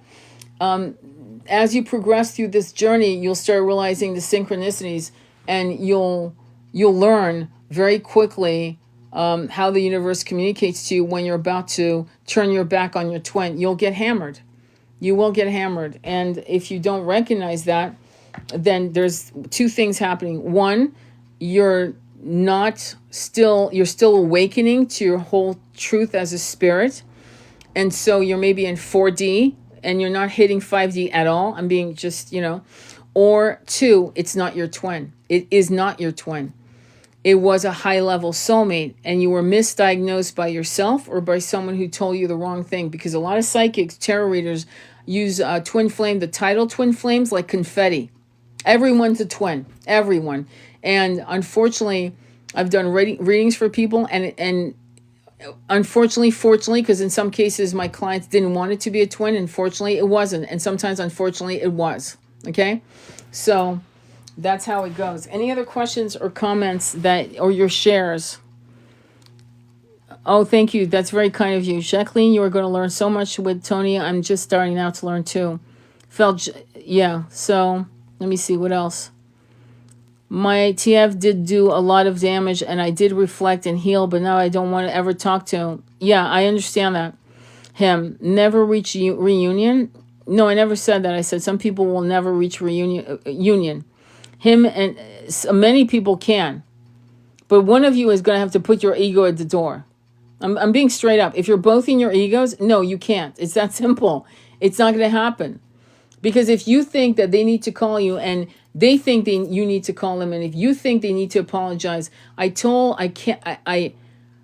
I talk to my clients and I coach them, they want to find out, why did you choose her over me? And the question continues and it's always this. They have the same, every time the twin calls, this conversation never changes. And my coaching is also to help them understand how to communicate effectively to the twin to get them to think the right thoughts. Because if you come in wanting to ask the questions that have never been answered by your twin, right? They refuse to answer, or they answer with lackluster answers, like they're bullshit answers. Then you're going to waste all these precious phone calls or meetings, face-to-face meetings. So you want to change the conversation to more transcendent conversations about how you can get them to understand your value in their life. And you're not selling them. You're trying to ask the right questions about their spiritual internal dialogue, about you, about them, about their life, about where they're going, about what they want from their incarnation. And the problem is that whenever twin flames get together, it's not really a problem, it's beautiful, but hear me out. They constantly have sex, which is fantastic, don't get me wrong. But for the masculine, okay, when the masculine is having sex with the feminine, he starts thinking that you're just a hell of a good lover. You're like explosive, incredible. They don't know it's twin flame. When you take sex off the table after the 5th or 6th separation, I don't say to do that right away. I'm talking about like you've done this roller coaster, hamster wheel bullshit for like 6, 7 breakups and reunions, right? When you take sex off the table and you're having really transcendental conversation, you're going to see that they're still not going to be able to get you out of their mind. And that's going to shock them. They're going to go, wait, hang on. It's not the sex, but we haven't been together in 5 months or 3 months. What the fuck is this? Then they start asking the right questions, the right spiritual questions. At which point, now you're having interesting questions. So what happened to my client recently is he called her up and said, why is it I can't get you out of my mind? First time ever in 5 years. I know you know why. And she had listened to me when I said to her, do not tell him why. You want him to tell you why. Okay, do not tell him why. Do you think it's a soul bond? Well, yes, it is a soul bond. Good answer. Well, what else could it be? I dream about you. I need your voice. I mean, my body feels different when I hear your voice. What is this? Great. He's suffering. He's suffering the questions, because now it's not about she's great in bed, she's a good lay, whatever. It's about, wait, hang on, we haven't had sex and I'm still obsessed with this woman. What the hell is it? Or this man? What is this? It takes that. This is why when coaches tell you, block him or her, I get pissed off. You never block your twin unless they're a sociopath, okay? obviously, unless they are abusive. They've abused you, and you don't want them. They've really, really harmed you. And there are some twin flames out there that are fucked up. They're really fucked up. Oh, it can't be your twin if they're fucked up. Yes, it can. They're having a human experience. They were born in a family, right, with massive trauma, and they never took the care for themselves to heal that little boy or little girl and to actively heal themselves. They've never done that. Instead, they've become addicted. And so now here you are coming into their life to wake them up and for them to wake you up, and hurt people, right? Okay, so here you are being hurt, but unfortunately you are advanced because now you're asking the right questions, like, why did I think this was healed but now it's not? Why am I being triggered? Is this twin representing my father or mother or both? What is going on? And you go right into the rabbit hole, down the rabbit hole of like looking for answers, spiritual answers. Meanwhile, your twin may or may not, right? Because they're holding on to their belief system that's massively toxic. But eventually what will happen is as you heal, because you have this umbilical cord, right? Think of it as a sterling silver umbilical cord. It's beautiful. It's connected to your root chakra, okay? I'm just going to put it there, right there, between your legs, because that's where trauma hits, in the root chakra. And here comes your twin having these downloads and dreams, because what's happening is your spirit guides, theirs, yours, know there's a soul contract.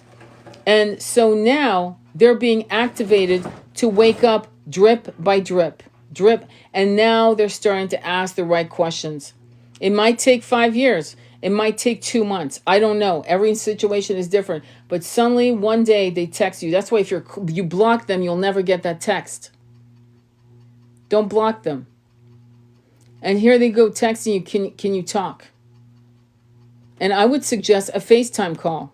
So you can look into their eyes, so they can look into your eyes, so you can see their pain, they can see your pain. You don't text that shit back and forth. That's bullshit. Insist on a call. And unless they totally refuse, then the last resort is to text. It's a last resort, not the first resort. They need to hear your voice. They need to see your eyes. And when they do, all the nectar of who you are to them will hit them like a waterfall of enlightenment, of awakening. And it will shake them up. And it will seed new doubts about who they're with as opposed to being with you. About their choices to not be with you as opposed to being with you. It's a cascading effect. But if you're listening to coaches saying, yeah, block them, and shit like that, and you're playing games like that, like high school games, you're not going to go far very fast. I'm just saying, And if I sound intense, I am intense because I'm seeing, last year, I saw more people unaliven themselves because of these dynamics that are taught by these supposed experts, okay? Because depression hits, and specifically men. The divine masculine who is wounded or broken will do something impulsively, and a lot of them left our planets last year. A lot of masculines. I was in shock. Okay? Let me see here. Him and I don't see a future anymore. Is this normal? Am I moving to a soulmate now? You could. Yeah, you could go. If he really harmed you that badly and you're ready to let him go and you decide, I want a high-level soulmate, you could have a very, very high-level soulmate that's fantastic, that's enlightened, that's going to love the shit out of you, and you choose that, and yeah, they will release that man or woman, whatever your situation is, to you once they know you're not going back, because they are not going to release a person on a healed path to you.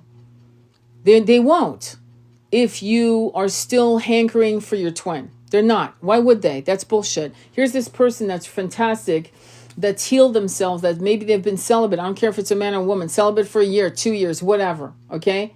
Lenny Kravitz has been celibate for 9 years. That should tell you something. So it's not about money and beauty, okay? Some men actually are divine masculines and have all the money and all the beauty you can imagine. And they choose not to have sex. This is why this toxic idea that all men cheat is toxic, angry women that need to back off. And you need to look at where that's coming from. Okay? There are a lot of beautiful divine masculines walking the planet. And so when you have made a true soul decision that you do not want your twin in this incarnation, and you are okay with that, you're like releasing that person, going, I guess you need your 3D life, and into the matrix, there you go.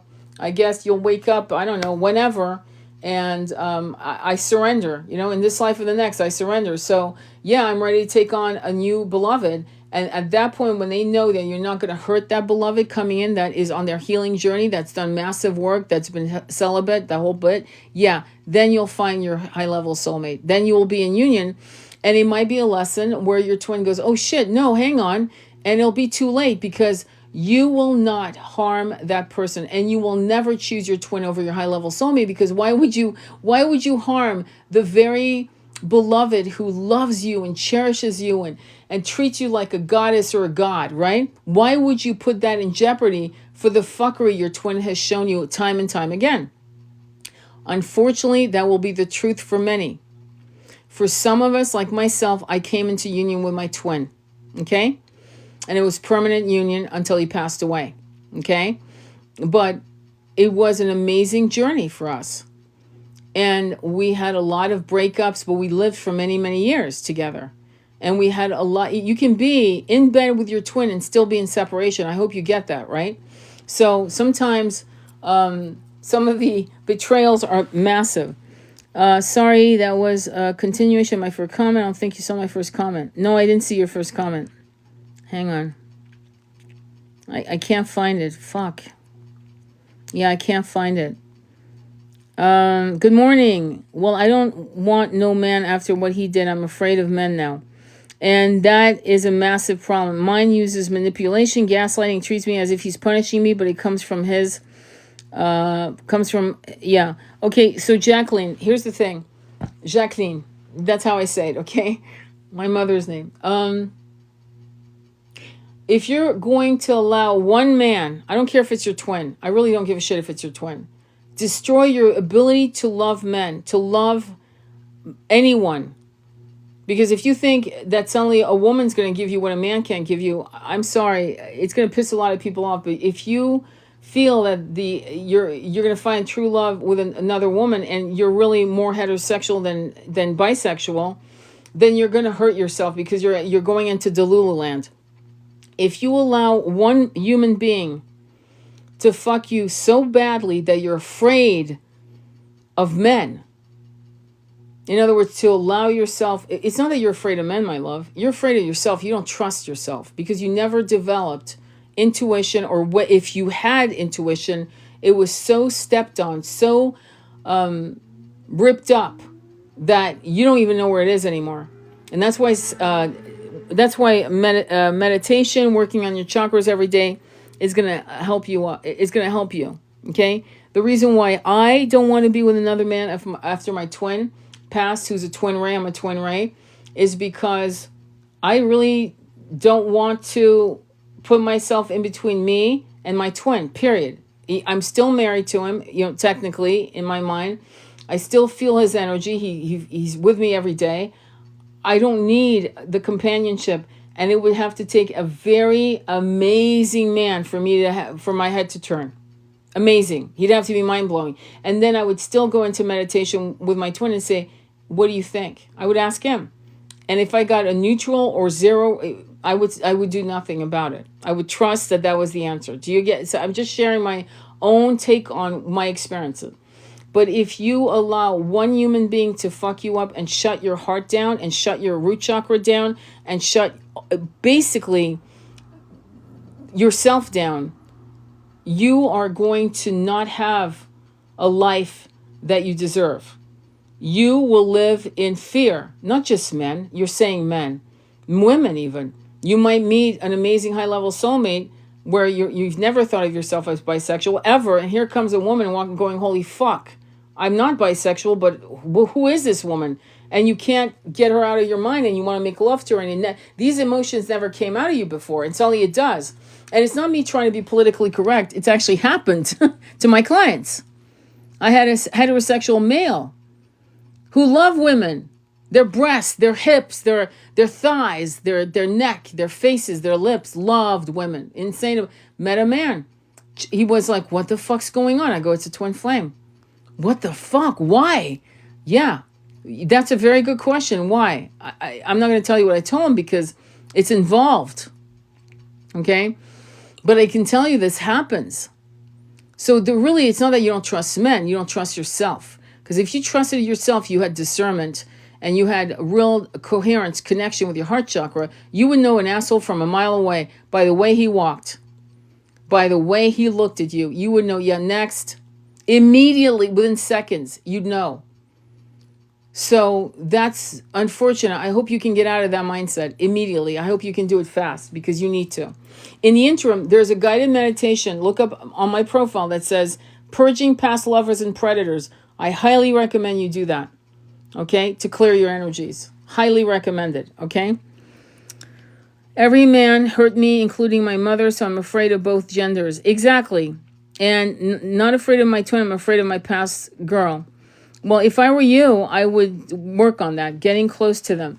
I would work on that because, to be honest with you, not being excited about love, like if I thought that I could meet a wonderful man who was just mind-blowing, brilliant like my twin, chanting Sanskrit and translating in English and reading to me out loud and giving me breakfast in bed and massaging my feet and making love to me for fucking hours and offering himself to me. I mean, if I could have, good luck. I'm not going to. I already know that. I'm only saying that because there's not going to be a match that can match my twin ray. It's not going to happen. Because also I'm not 30. I'm closer to the end than to the beginning. So, but if I was 30, I wouldn't be thinking this at all. Hell, even if I was like 50, because it's a different time. It's a different energy. Like when David Bowie died and Iman said, I'm still married. I'm not a widow. She's not going anywhere. She is still married to David Bowie. And I totally understand that. Okay, but if you are allowing people who have harmed you, including so you've got a mother wound, a father wound, lover wounds, and to be honest with you, I think you're very courageous to even share that. It makes me want to cry, not out of pity, out of massive respect for you, because I feel as if you really, really need to, you've been looking for the answers, and the answers are being attracted to you. The answers are coming towards you. And so I would highly recommend you do Purging Past Lovers and Predators. Do that one next. Do it only once. Don't do it again. Once, and that's it, until you take a lover. Let's hypothetically say you take a lover this year. And then you break up because it was just for sex. You didn't do it for anything else. And then you do it again. But until that happens, you do it once and never again. Then there's a womb healing guided meditation. You can do it every day. There's a Ho'oponopono meditation, which is pinned on my profile. Do it every day. You can do those every day. But Purging Past Lovers, you do it once and you call it a day, okay? And I think you should listen to some of my lives on YouTube, but definitely go through my content. And the guided meditation, there's an inner child guided healing meditation. It's 18 minutes. That's going to help you because, listen, we've all been abused. See, the numbers are coming in. 4 out of every 5 women has been sexually abused as children, and men too. The difference between men is that men don't talk about it. We women do. And so the numbers are high. So we've all been fucked over. We've all been hurt. And we've all been betrayed. And we've all been treated like shit. Some more than others. You would think to yourself, well, why would I choose a woman that's abusing me who's my mother or father? You have to ask yourself, why would you learn that in this incarnation when you're a starseed and an empath? And I would say to you, because how else can you sit in sacred circles with people who have gone through the same thing unless you've walked that path? So quite often we have to experience the betrayals and the abuses and the traumas for us to sit and heal others. The wounded Chiron, right? The wounded healer Chiron is a real thing. None of us are fully healed. We will never be fully healed in this incarnation. In fact, quite often I say death is the final healing because you drop away some scars from this body to actually go into an understanding and shedding of the illusions that this incarnation was important. But while you're here, alive and human, know that these experiences you have are to be shared only to heal other people who are maybe younger than you, or not as wise as you, or not as knowledgeable as you, or they don't know how to heal themselves. And so when you can say, I've been there, sister, or I've been there, brother, you actually mean it. You really have been there. And you'll know exactly how to help them navigate out of the catacombs of their own despair. That's why you went through this shit. And the cycles start getting broken, right? We are incarnated at a timeline where this shit ends now. The days of priests and monks doing whatever, and nuns doing whatever to children, ends now. And parents, being silent and shushing and denying that this happened to a child, that kind of fuckery, it ends now. And all of us who have gone through these traumas are being asked to learn how to heal ourselves so we can heal others. In mass, in millions of us will come out as light bringers to heal people from this trauma, so they stop being ashamed, so they stop being timid, so they can talk their truth across the world. So that we're not the subjugated 99% anymore. We become the lions. Does that make sense? That's why. That's why you went through this shit. And it's fucked up, but it's what it is. Does that make sense? I don't sound like I'm over 40. Thank you. Hang on for a quick second. Sending you love and healing. Thank you, Beth, for being so loving. The healing I do is very painful, and that's what I want, since it's the only way I heal deep core wounds. It's very, very admirable. The only way is through. Thank you, Mia. Yes, sending you love and light. Such great advice, Tony. You're such a light. We're all lights. We're all lights, and that's what we need to do. We all need to see our lights, and we need to come in mass. We need to be legions of light bringers. And unfortunately, there's a particular beautiful, gorgeous African-American woman who started her channel talking about the details of her abuse at the age of 8. You might have seen her. And now she has made it her mission to share true crime stories about abuse of children. Why? So that people recognize themselves through those stories, so they can actually realize that they're not alone. We all have our parts to play in this ascension. Each of us, Jacqueline, Beth, Yessie, all of us, Mia, all of us. And we need to understand that the magic of our light is different from each other, and by design. By design. You see what I'm saying? All right. Any other question? How do you know when union is near? You'll see a lot of messages all over the place. You'll know. Not to mention you'll feel it. You'll feel it very strongly. You'll feel it like crazy. There's other ways too, but unless you're a tarot reader, you won't know. You won't recognize unless you're a tarot reader. Okay? So should we do an oracle reading after all this? This was intense. Let me get some water. Do you want to do an oracle reading? Anyone? If you do, give your angels, guides, and allies permission to guide you. Thank you, loves. Polly, it's good to see you, my sacred masculine, right here, Polly. Polly's an amazing unicorn, amazing divine masculine. Beautiful, beautiful soul. All right, so this is, again, to remind you, this is from the Sacred Rebels Oracle from Alana Fairchild. You know I love her. Yes. Hi, Polly. All right, so when you're ready, you know the drill. Top, bottom, and middle. Top, bottom, and middle. And I've got a secret surprise for you. We're going to find out what kind of crystals you need to look at for your energies today. Thank you, Joe. Thank you so much. Top. Top. Anyone else? Majority wins. Top. I'm going to go with top. Okay. Okay, listen to this. Listen to this. So this is 42. And in Kabbalah numerology, 42 is 6. 6 is Venus. 6 is love. 6 is also, in tarot, a choice. Okay, so let me go ahead and read to you. It says the word wants to be written. Did you hear that? The word wants to be written. Okay, let's begin. So close your eyes and relax and listen with the ears and your body and your cells and your whole being. The word wants to be written. You might have been taught that creativity is something you have to work hard to access, or that finding your life purpose is so difficult that you must search high and low for it. Yet what you are is within you and wants to come out at every available opportunity. You don't have to struggle so much. It is more about allowing space for it to manifest and to let the energy flow. The real struggle is not in finding something. It is more about letting go of the idea that you need to search for your path in the first place. You see, the process of activating your life path is a natural one.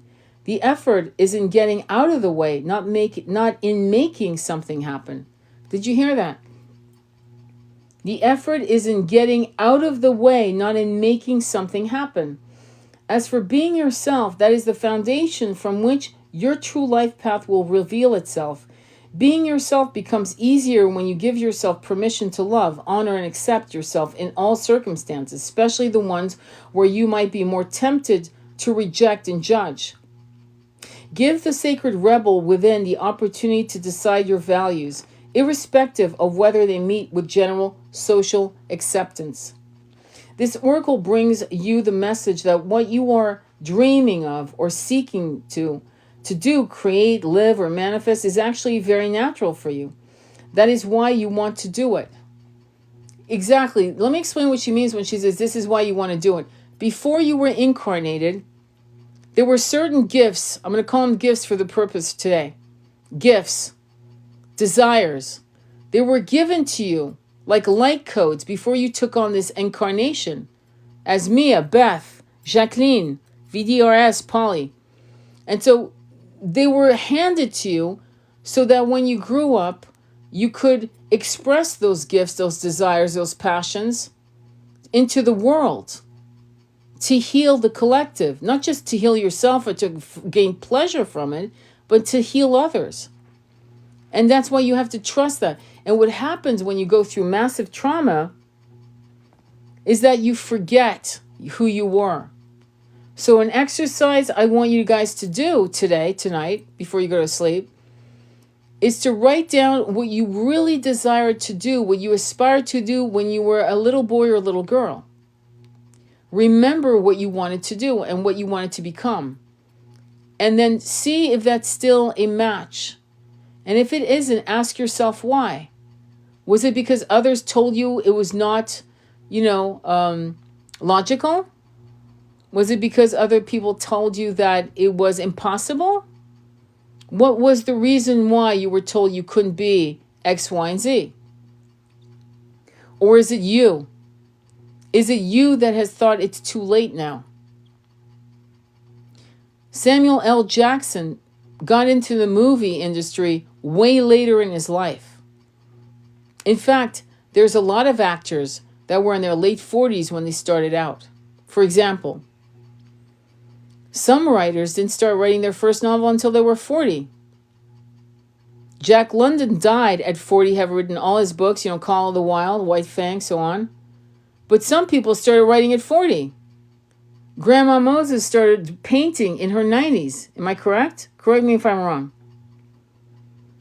So you need to ask yourself, what is it I wanted to do and where did it go? And who took it away from me, or did I take it away from myself? All right. If you experienced controlling and manipulative forces as you were growing up, you would have found it hard to access your natural state at the time. You would have been too busy trying to adapt and get through the trials of childhood. When you finished navigating childhood and started to let go of who you were taught to be in order to become who you really are, you may have found your life path was not easily accessible.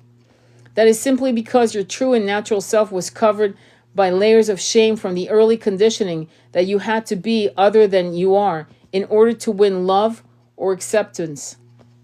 However, that natural self hasn't gone anywhere. It is still there within you. Now, it is just about chipping away at the walls of shame, perhaps with a define who the hell cares. I'm here, and I'm going to love myself anyway. This allows you to risk bearing the feeling of any shame that arises as you release old emotional wounds and break away from any restraints to unconditional self-love. The sacred rebel within can empower you to love yourself no matter what, simply because you want to. You might decide to declare, I'm still lovable, so put that in your pipe and smoke it.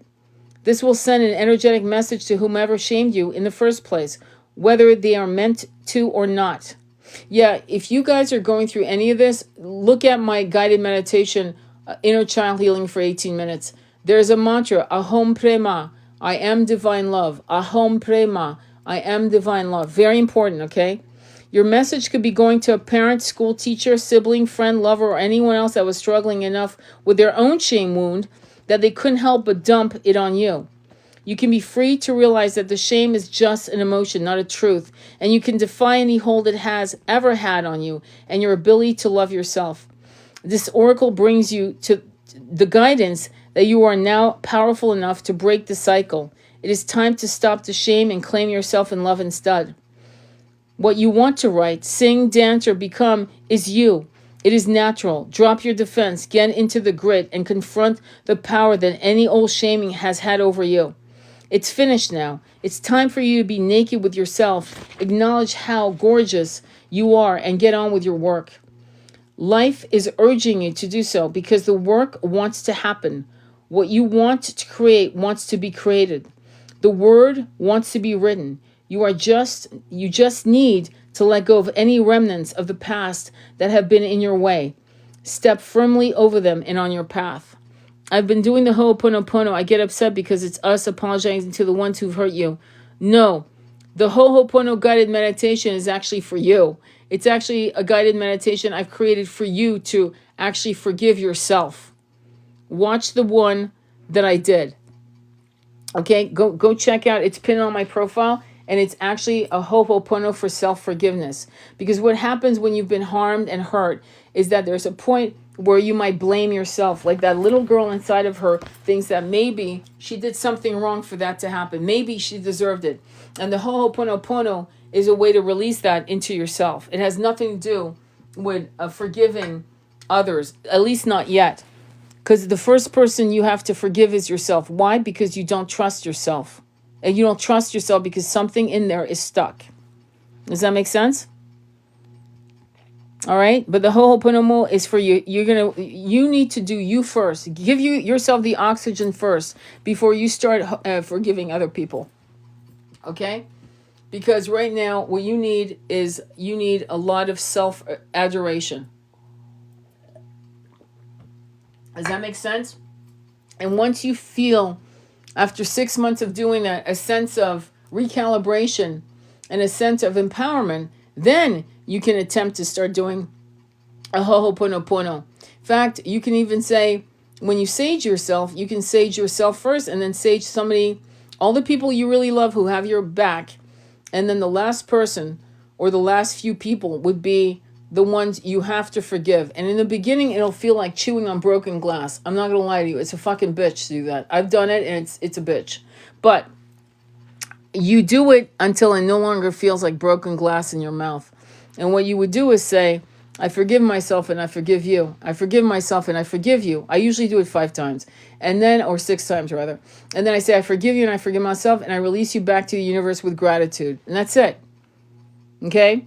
When you feel a little stronger, you may want to do the Ho'oponopono. Does that make sense? But that guided meditation, people all over the world use it. I'm in shock, really. And I'm happy because a lot of people don't have time to do a 20-30 meditation like that. But this one, do it at night and you're going to be working on your chakras while you're doing it, which is very, very important. Okay? So thank you so much for that. I'm happy. I'm hoping that it helps you, Jacqueline. I think you have a lot of courage. And you have a lot of power, much more than you give yourself. Okay, so I'm going to do the crystal, because I need to find out what kind of crystals you guys need, okay? And we're going to do 3 cards from in fact, my beautiful friend, Andromeda Flame, pulled a crystal mandala. I didn't even know she had it. It's so crazy. And she did a reading for me today. So I need you to pick out your cards. So pick top, bottom, and middle. And everyone that picks is going to get a card, okay? So it's not about majority now. It's about, I need to know. I need 3 cards. So just top, bottom, and middle. I just want you guys to choose. So then you'll know. Bottom, okay? Anything else? Anyone else? Top, bottom, and middle. Middle. Okay. Bottom. Okay. I already pulled the bottom. Okay, middle. Okay, so this is going to be middle. The next card, top. Okay, perfect. All right, let me tell you, bottom came first, okay? Bottom was 30, Ascended Master, White Matthew, and Dambarite, Original Self. The number is Crystal Masters 333. 30, Ascended Master, White Matthew, and Dambarite is the crystal. Dambarite. I don't even know what the hell that is. Did you ever hear of this? Dambarite? What the hell? It looks like a quartz crystal, to be honest. But let me look. It's page 30. It's 30, the number 30. And the master number is 333, which is 9, the master number, God's number. So let me look at Dambarite. And I'm going to read just the top, okay? If it's really cool, I'll read the rest. We bring you the blessings of original self. Did you hear that, Jacqueline? Yeah, they're all incredible. We bring you the blessings of original self. As you progress through your life, learning and growing, you gain wisdom and strength. You grow more radiant and authentic, true to who you are. And as this happens, many of the layers of identity begins to fall away. Did you hear that? This was bottom. Okay? I love Dendrite. It's clear, but it's powerful heart chakra stone. Thank you, my love. Okay, you have outgrown it. It is no longer a good fit. It constrains too much. It doesn't reflect your personality, vibrancy, uniqueness, and beauty. So you discard it. Perhaps you are able to be more spiritually naked. Did you hear that? The sense of who you are becomes simpler. You are just you. Others may or may not get you, but nonetheless, you are still just you. You are freeing yourself from the projection of others, of the world, and simply living as your original, radiant, divine self. Wow. The blessings of the original self empowers you to free yourself from the expectation, judgments. Did you hear that? And control and manipulation of others. It helps you reclaim any power you have ever given to another to determine how you should feel about yourself and who you are supposed to be. You have tried to fit into roles and identities in the past based on how you thought you should behave rather than how you authentically felt. Do you understand? This is why I have a very big fuck you attitude about a lot of things. And it's not really spiritual, is it? But it sure in the fuck has given me a better life. Let me just say. So you might want to, not give a fuck. And basically do whatever the hell feels right to, as long as you're not harming anyone, children, animals, other people, you're good to go. Okay? At times you have tried to bend and mold yourself to meet external expectation, and this felt constraining to your soul. Well, no kidding. You might have done it for what you felt were good reasons, but you have grown to the point when you understand there is never a reason that makes distorting who you are worthwhile. Now you are ready to break free of constraints, expectations, and projections and dare to be yourself unapologetically, truthfully, lovingly, and proudly.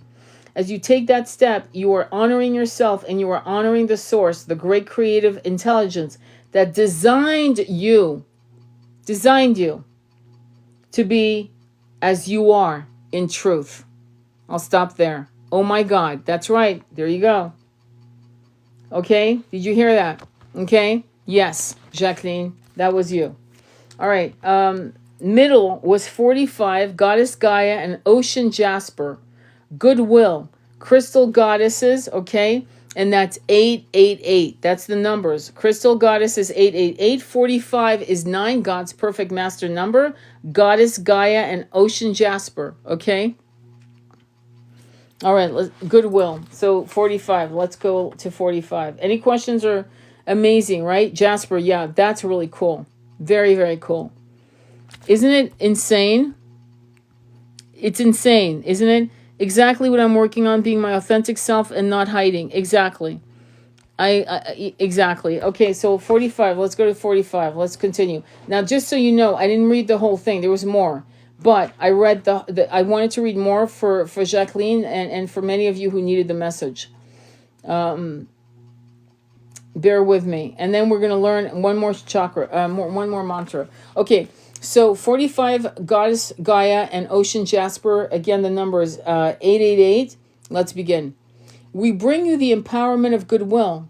There's a type of spiritual power you can co-create which benefits and protects you whilst mutually empowering others to take their journey and experience divine success. This spiritual power, known as goodwill, is generated by how you feel inside and the attitude you cultivate towards others. When you know you have value, it is easy to recognize the value in others. When you know you have value, it is easy to recognize the values in others. When you feel encouraged by the universe, it is easy to encourage others. Heal people, heal people. As you put out support, encouragement, and goodwill for the success of all beings, this energy is amplified and returned to you. When you feel peace within, it's easier to recognize that you have a place in the world and a destiny no person can take away from you. And when you recognize that, it's easier to know that others also have their own place destined for them alone. This removes fear and competition and allows you to become an encourager. An encourager is a person who generates goodwill. They are not afraid of missing out. They believe in their own destiny and operate within a field of abundance. They trust that their rightful divine inheritance will be bestowed upon them according to a loving and generous divine intelligence. They trust that all people can receive without causing harm or diminishing to any other. They believe in win-win situations and know the only way humanity can evolve is together. So they want others to succeed. They are happy to be a cosmic traffic light, so to speak, and allow the others who have a green light to go first. They know that in time a green light will come in due course, and so it shall be for all taking a journey on the divine highway of life. Goodwill that is cultivated by individual become a part of a collective field. It is the psychic equivalent of a group of angels, perhaps with cheerleaders, pom-poms waiting in the sidelines until someone needs help. Then they burst forward with unparalleled enthusiasm to rally the person's spirits and boost their confidence. If you have ever attended a sporting game with a cheer squad in attendance, you'll know just how effective encouragement can be for the teammates in the game to tap into their strength of will and refuse to give up. The stronger that field of goodwill created on a day-to-day basis by individuals, the more encouragement is available to whoever needs it, whenever they need it. It is very real. Although the prospect of angels, cheerleaders might be amusing, the energy of goodwill has the power to reach into another person's life and turn desperation into determination. It is a force worth cultivating in our world by simply wishing each person well and being an encourager because of this alone. However, there's a further benefit of goodwill. For those who consciously cultivate it, it becomes a protective field against ill wishing, which is the opposite of goodwill. Ill wishing and curses are fear-based energies which are either repelled by goodwill or absorbed and transformed by it. You don't have to interact or react with these energies or even pay them much attention at all, if any. You just need to focus on how good you feel within yourself when you want everyone to win at their spiritual game of life. You'll get encouragement back when you need it. And of course, as you say to the universe, I want everyone to win, the universe says to you, I want you to win. Wow, that is heavy.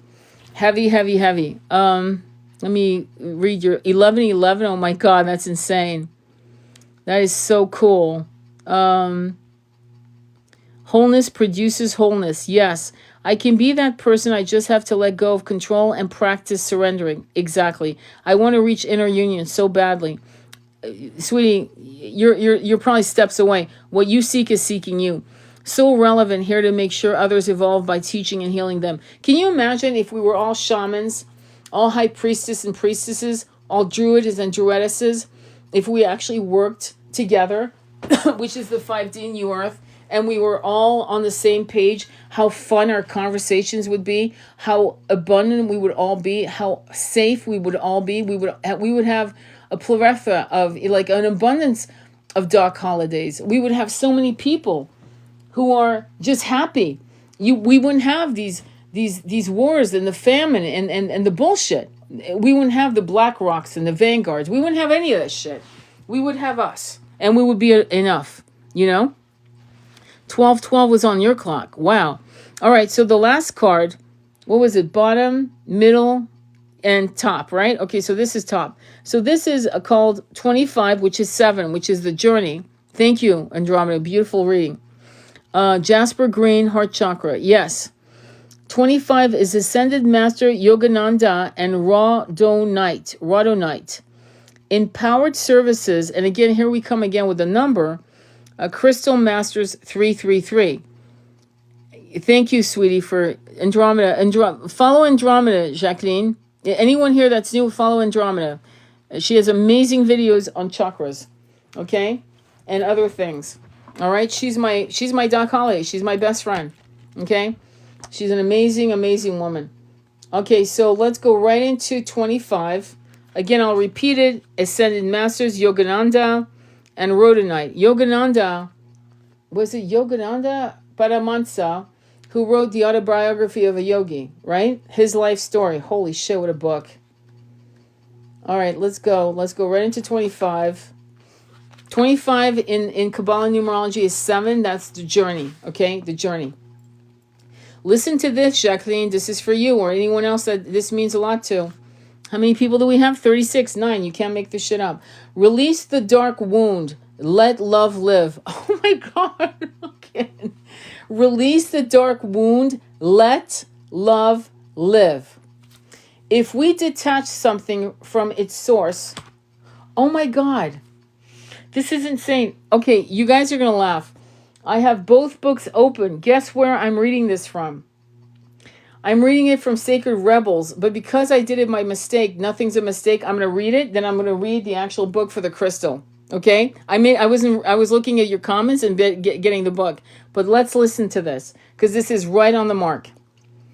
If we detach something from its source too soon, trying to force it to become what it has not yet ready or willing to become, we can unintentionally sap it of its strength and kill it.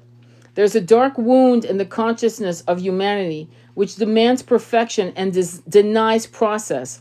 If you are thinking of publishers before you have even written the book, if you are comparing your unfinished song idea to the latest best-selling pop release, if you have decided you are not good enough or worthy enough to succeed before you've given it everything you've got and asked for divine help, then this dark wound has you in its grasp. You have to let go of the death grip of perfectionism and let yourself and your ideas live. Love is abundant, creative, and inspiring. It moves us to so much more joyously and creatively than fear. You're being asked to honor the path of your own love, what inspires you, what feels exciting, joyful, and perhaps even rather different. Let that live. Release the dark wounding of false belief. There are countless stories of vastly successful artists who very nearly binned the project, meaning trashed the project that was making of their career because of the despair fostered by their own dark nature. They doubted. They were uncertain. Was their work any good? Was it useless? They struggled to believe in the right of a work to come to life. Whether it was accepted, revered, or rejected by others or not, they nearly lost work to fear. Undoubtedly, there are many times when this has actually happened, and the work was not saved, not allowed to live. Do not let this happen to you. Whether something is meant to be commercially oriented venture or a more personal creation for your own therapeutic healing, it must be allowed to be without judgment, without criticism, even without premature evaluation. It must be allowed to be what it is, and only time, love, patience, and attention will reveal it. Wow. Okay, I'm going to read the actual crystal. I apologize about that, but I had to read it. Okay, so let's look at 25. That was wild. Somebody needed to hear that. All right, so Ascended Master, Yogananda, and Rhodanite, the crystal. Empowered Service 333, which is 9. We bring you the blessings of empowered service. It is your time to assume your place in the world at the table of the masters, who serve the loving hand of the divine. You have been asking for your purpose to be more clearly unveiled and manifested in the world. You have endured lessons of patience. You have learned that spiritual progress can be made even without results being immediately obvious. Let me repeat that. You have learned that spiritual progress can be made even without results being immediately obvious. You have learned trust and a willingness to surrender your personal desires into a larger plan. We know that of which you are capable, and we now invite you to step into the next level of empowered service available to your soul in service to the greater plan of divine love unfolding. There are moments on the spiritual path there's sometimes something like a divine graduation. I'm going to read it again. There are moments on the spiritual path that are something like a divine graduation. You may not realize that you've been making much progress in the lead up to those moments. In fact, it is often the times when your mind tells you nothing much is happening that at another level you are making the greatest strides. Some of the most difficult and most spiritually empowering lessons you will master on the earth plane are those of endurance and continued efforts in the absence of immediately perceivable results. It may not seem very glamorous or radiant, but being able to labor for the light when you are in the darkness is one of the most advanced lessons your soul can master. It defines you as a light that can be relied upon to shine where it is most needed, which of course, in darkness. With total faith and unconditional trust, this is the hallmark of a very truly powerful soul with great compassion. You are willing to feel the light and yet not leave the darkness behind, but rather to stay and shine your light for as long as those you are meant to serve are in need. In the same way that once you have mastered your lessons in one class at school, you progress onto the next level of classes in this earth school for the soul. Once you have mastered a certain level of ability, you are given more spiritual opportunity and responsibility. This as well as a new level of mastery to obtain, if you wish to continue to progress with your spiritual journey. As this happens, you are also gifted with the experience of being empowered to serve in new ways or at a new level of potency, wisdom, and effectiveness. What this looks like for each individual will vary. However, you can expect that your work will increase in quality and quantity, that your method of reaching people will either become very clear to you or evolve into a new expression which will better match your increased power. Otherwise, it may be like trying to shine the light of an entire electricity substation through a single globe. A vast of divine electricity and a possible recipe for destructive disaster too. Your dream and opportunities shall grow to match the growth of your spirit. When the oracle of empowered service comes to you, there are particular messages to hear from higher guidance at this time. Trust in your abilities. You do not have to compare or compete with any other. The people, places, and situations you are here to help this lifetime have been selected at a higher level long before you incarnated. By following your heart, taking soul-satisfying steps on your journey, and believing in yourself enough to take risks to allow for your growth to happen, you will fulfill your destiny. This oracle asks you to open on the changes you feel are happening now or soon to be, including the opening of a new opportunities, change that need to happen within your work or your life to better honor who you are and what you are attempting to do through your life purpose. You are stepping up to a new level. Although you may experience that as an internal stepping up from where you feel you are still doing your same work, but simply in a more potent, far-reaching way, it could also indicate external world changes you will need to make. It may be that you need to speak up, take charge, let go, move on, or all of these things and more to really allow the full power you have obtained through your spiritual work up until this point to be expressed lovingly in the world. It is in alignment with the divine plan that you do this. It will come together easily once you do what you need to do and trust.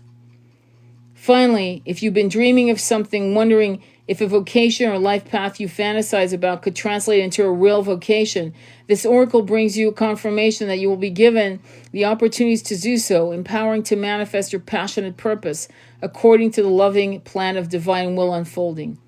If you've been wondering if a situation at hand which is challenging you is something you really can handle, then this oracle comes as a confirmation. You will be empowered to obtain what you seek. Wow. Fuck. Oh my God. Okay. Wow. These oracle readings are never amiss. Oh man. That's amazing, right? Wow. Thank you for the oracle after your lives. Thank you for the oracle reads after your lives. This helps the collective. You're so sweet, Polly. That's why I got into this life today. Thank you, Tony. You're welcome. Holy shit, that was damn powerful. I picked top. Good. Then that's your message. Definitely your message. So, I mean, pretty much. Any questions? The next thing I'm going to do is pull out a mantra. We did Om Gam Ganapatiye Namaha, right? And I'm just going to open the book willy-nilly, like I'm closing my eyes. I'm going to see where it opens. And I just saw Shiva, and the art of her cards is also beautiful. Yeah, she always works with very, very great artists. I mean, she's got great taste, right? And they're all very different artists. She goes with totally different artists every time. Hang on, okay. Oh my God, okay. Okay. Okay, so I just, okay. There's Andromeda. I'm going to ask you a question. Do you think I should tell him the story of Maya? You think I should tell him the story of Maya? Do you guys want me to tell you the story of Maya? Because that's really interesting. But anyway, the mantra I have for you today, I gave you 2 today, is Om Reem Suraye Namaha. It's the dispeller of darkness. Okay, so I'm going to type it up for you. Okay, I'll tell you the story. It's one of my favorite fucking stories of all time about Maya, the nature of Maya, okay? And hang on, okay, so I'm going to type this up. So it's Om, right? The great Reem, Rom, okay. Om Rom Sodaye Namaha. Okay, so I'm going to spell it out. Hang on for a quick second. Bear with me, okay? And I'll give you the story because I'm typing it up and it's got to be exact. Sodaye, yeah, this is when you have to be exact. Sodi, okay, I got it. So, hang on. Oh, Sodaya Namaha. Okay, that's easy. So this is the dispeller of darkness, okay? So if you feel like you're being attacked or your monkey mind's kicking the shit out of you, you might want to use that, okay? Okay, let me send this to you. Om Rom Suraya Namaha. Okay, got it. Okay, let me send it to you. All right. Okay, cool. So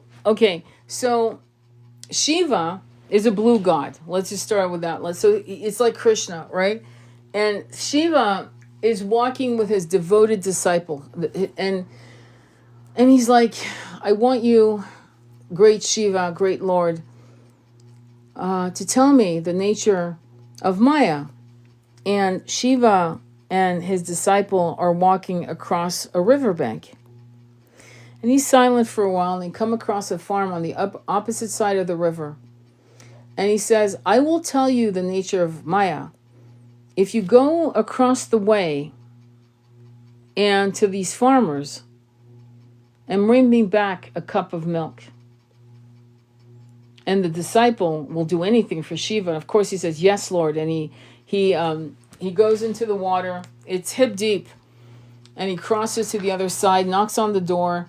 And these elderly couple, they're farmers, sure enough, open the door, and here he is, this tall young man, and behind them is the most beautiful woman he's ever seen. It's their daughter. And they invite him in. They've just made prasadam, beautiful food, and he eats, and he becomes friends with the farmers and definitely falls in love with their daughter. And over time, he starts working with them and helping them with the land as they get older and older. One by one, they die. And eventually he marries her and they have children. They have 3 children over the course of years. And one day there's a massive storm, like a hurricane, and it's crazy. And the farm is not going to, survive it. It's rickety, it's old. And he decides that the best course of action, the safest course, as he's like looking out the window, realizing that for some reason the other side of the river seems calmer. So he decides to bring his babies, his children, and his wife, and he says, look, we're going to have to cross this river. Like, we have no choice. Like, if we stay here, we're not going to make it. And I think it's safer if we cross to the other side. So let's do it. So they cross. So his wife is holding on to the baby, and she's also holding on to her 3-year-old, and he's holding on to his eldest son, and he's holding on to his wife. So they're like clinging to each other, and the rushing waters are just suddenly the baby comes out of, I mean, just it's ripped out of her hands, and she's crying, and it's just being rushed down the river, and she lets go of him, and suddenly she's going down with the 3-year-old, and he's letting go, and here's his little boy that's just been ripped out of his, loving arms, and they're gone. They're under the water. He can't see them. They're completely gone. They've all perished. And he is absolutely in massive pain and despair. And he's climbing out of the riverbank, like he's climbing up this muddy, holding onto the twigs, grabbing, and his instinct for survival is still, powerful. And he sees the blue lotus feet of Shiva. And he looks up. And Shiva looks at him and says, "Did you get my cup of milk?" So did you get that? Did you get my cup of milk? So the illusion of these farmers, this farm, this woman he loved, the children, were all Maya, illusions. And in his mind, he had lived years. He had lived years with this situation, right? Taking care of the elderly, helping them die, having babies, seeing them grow, season by season, year by year. But only minutes had passed from the time he had left Shiva's side to the time he returned. Did you get my cup of milk? It's one of my favorite stories. What did you guys think? Wasn't that an incredible story? I've said that story before, to be fair. By the way, look, we got 25 people, which I love. Nope, 23, even better. So does anybody have any comments or questions on Maya? So Maya is the illusion that your reality is really long-lasting. So what is the essence? How does that help you in this incarnation? How does that help you? I'll tell you how it helps you. When you're in despair that you're in separation with your twin, and you think that you have to be in union in this incarnation with your twin, or else you will fail, or else I can't taste the nectar of my twin unless I'm in union with my twin in this incarnation, you miss the point. This incarnation is the illusion. When we drop our bodies, it's when the union really matters. So all the seeds you're planting in this incarnation, in this lifetime, is actually you're planting seeds, and you may have to harvest them in the next incarnation, the true incarnation, when you drop your bodies. Does that make sense?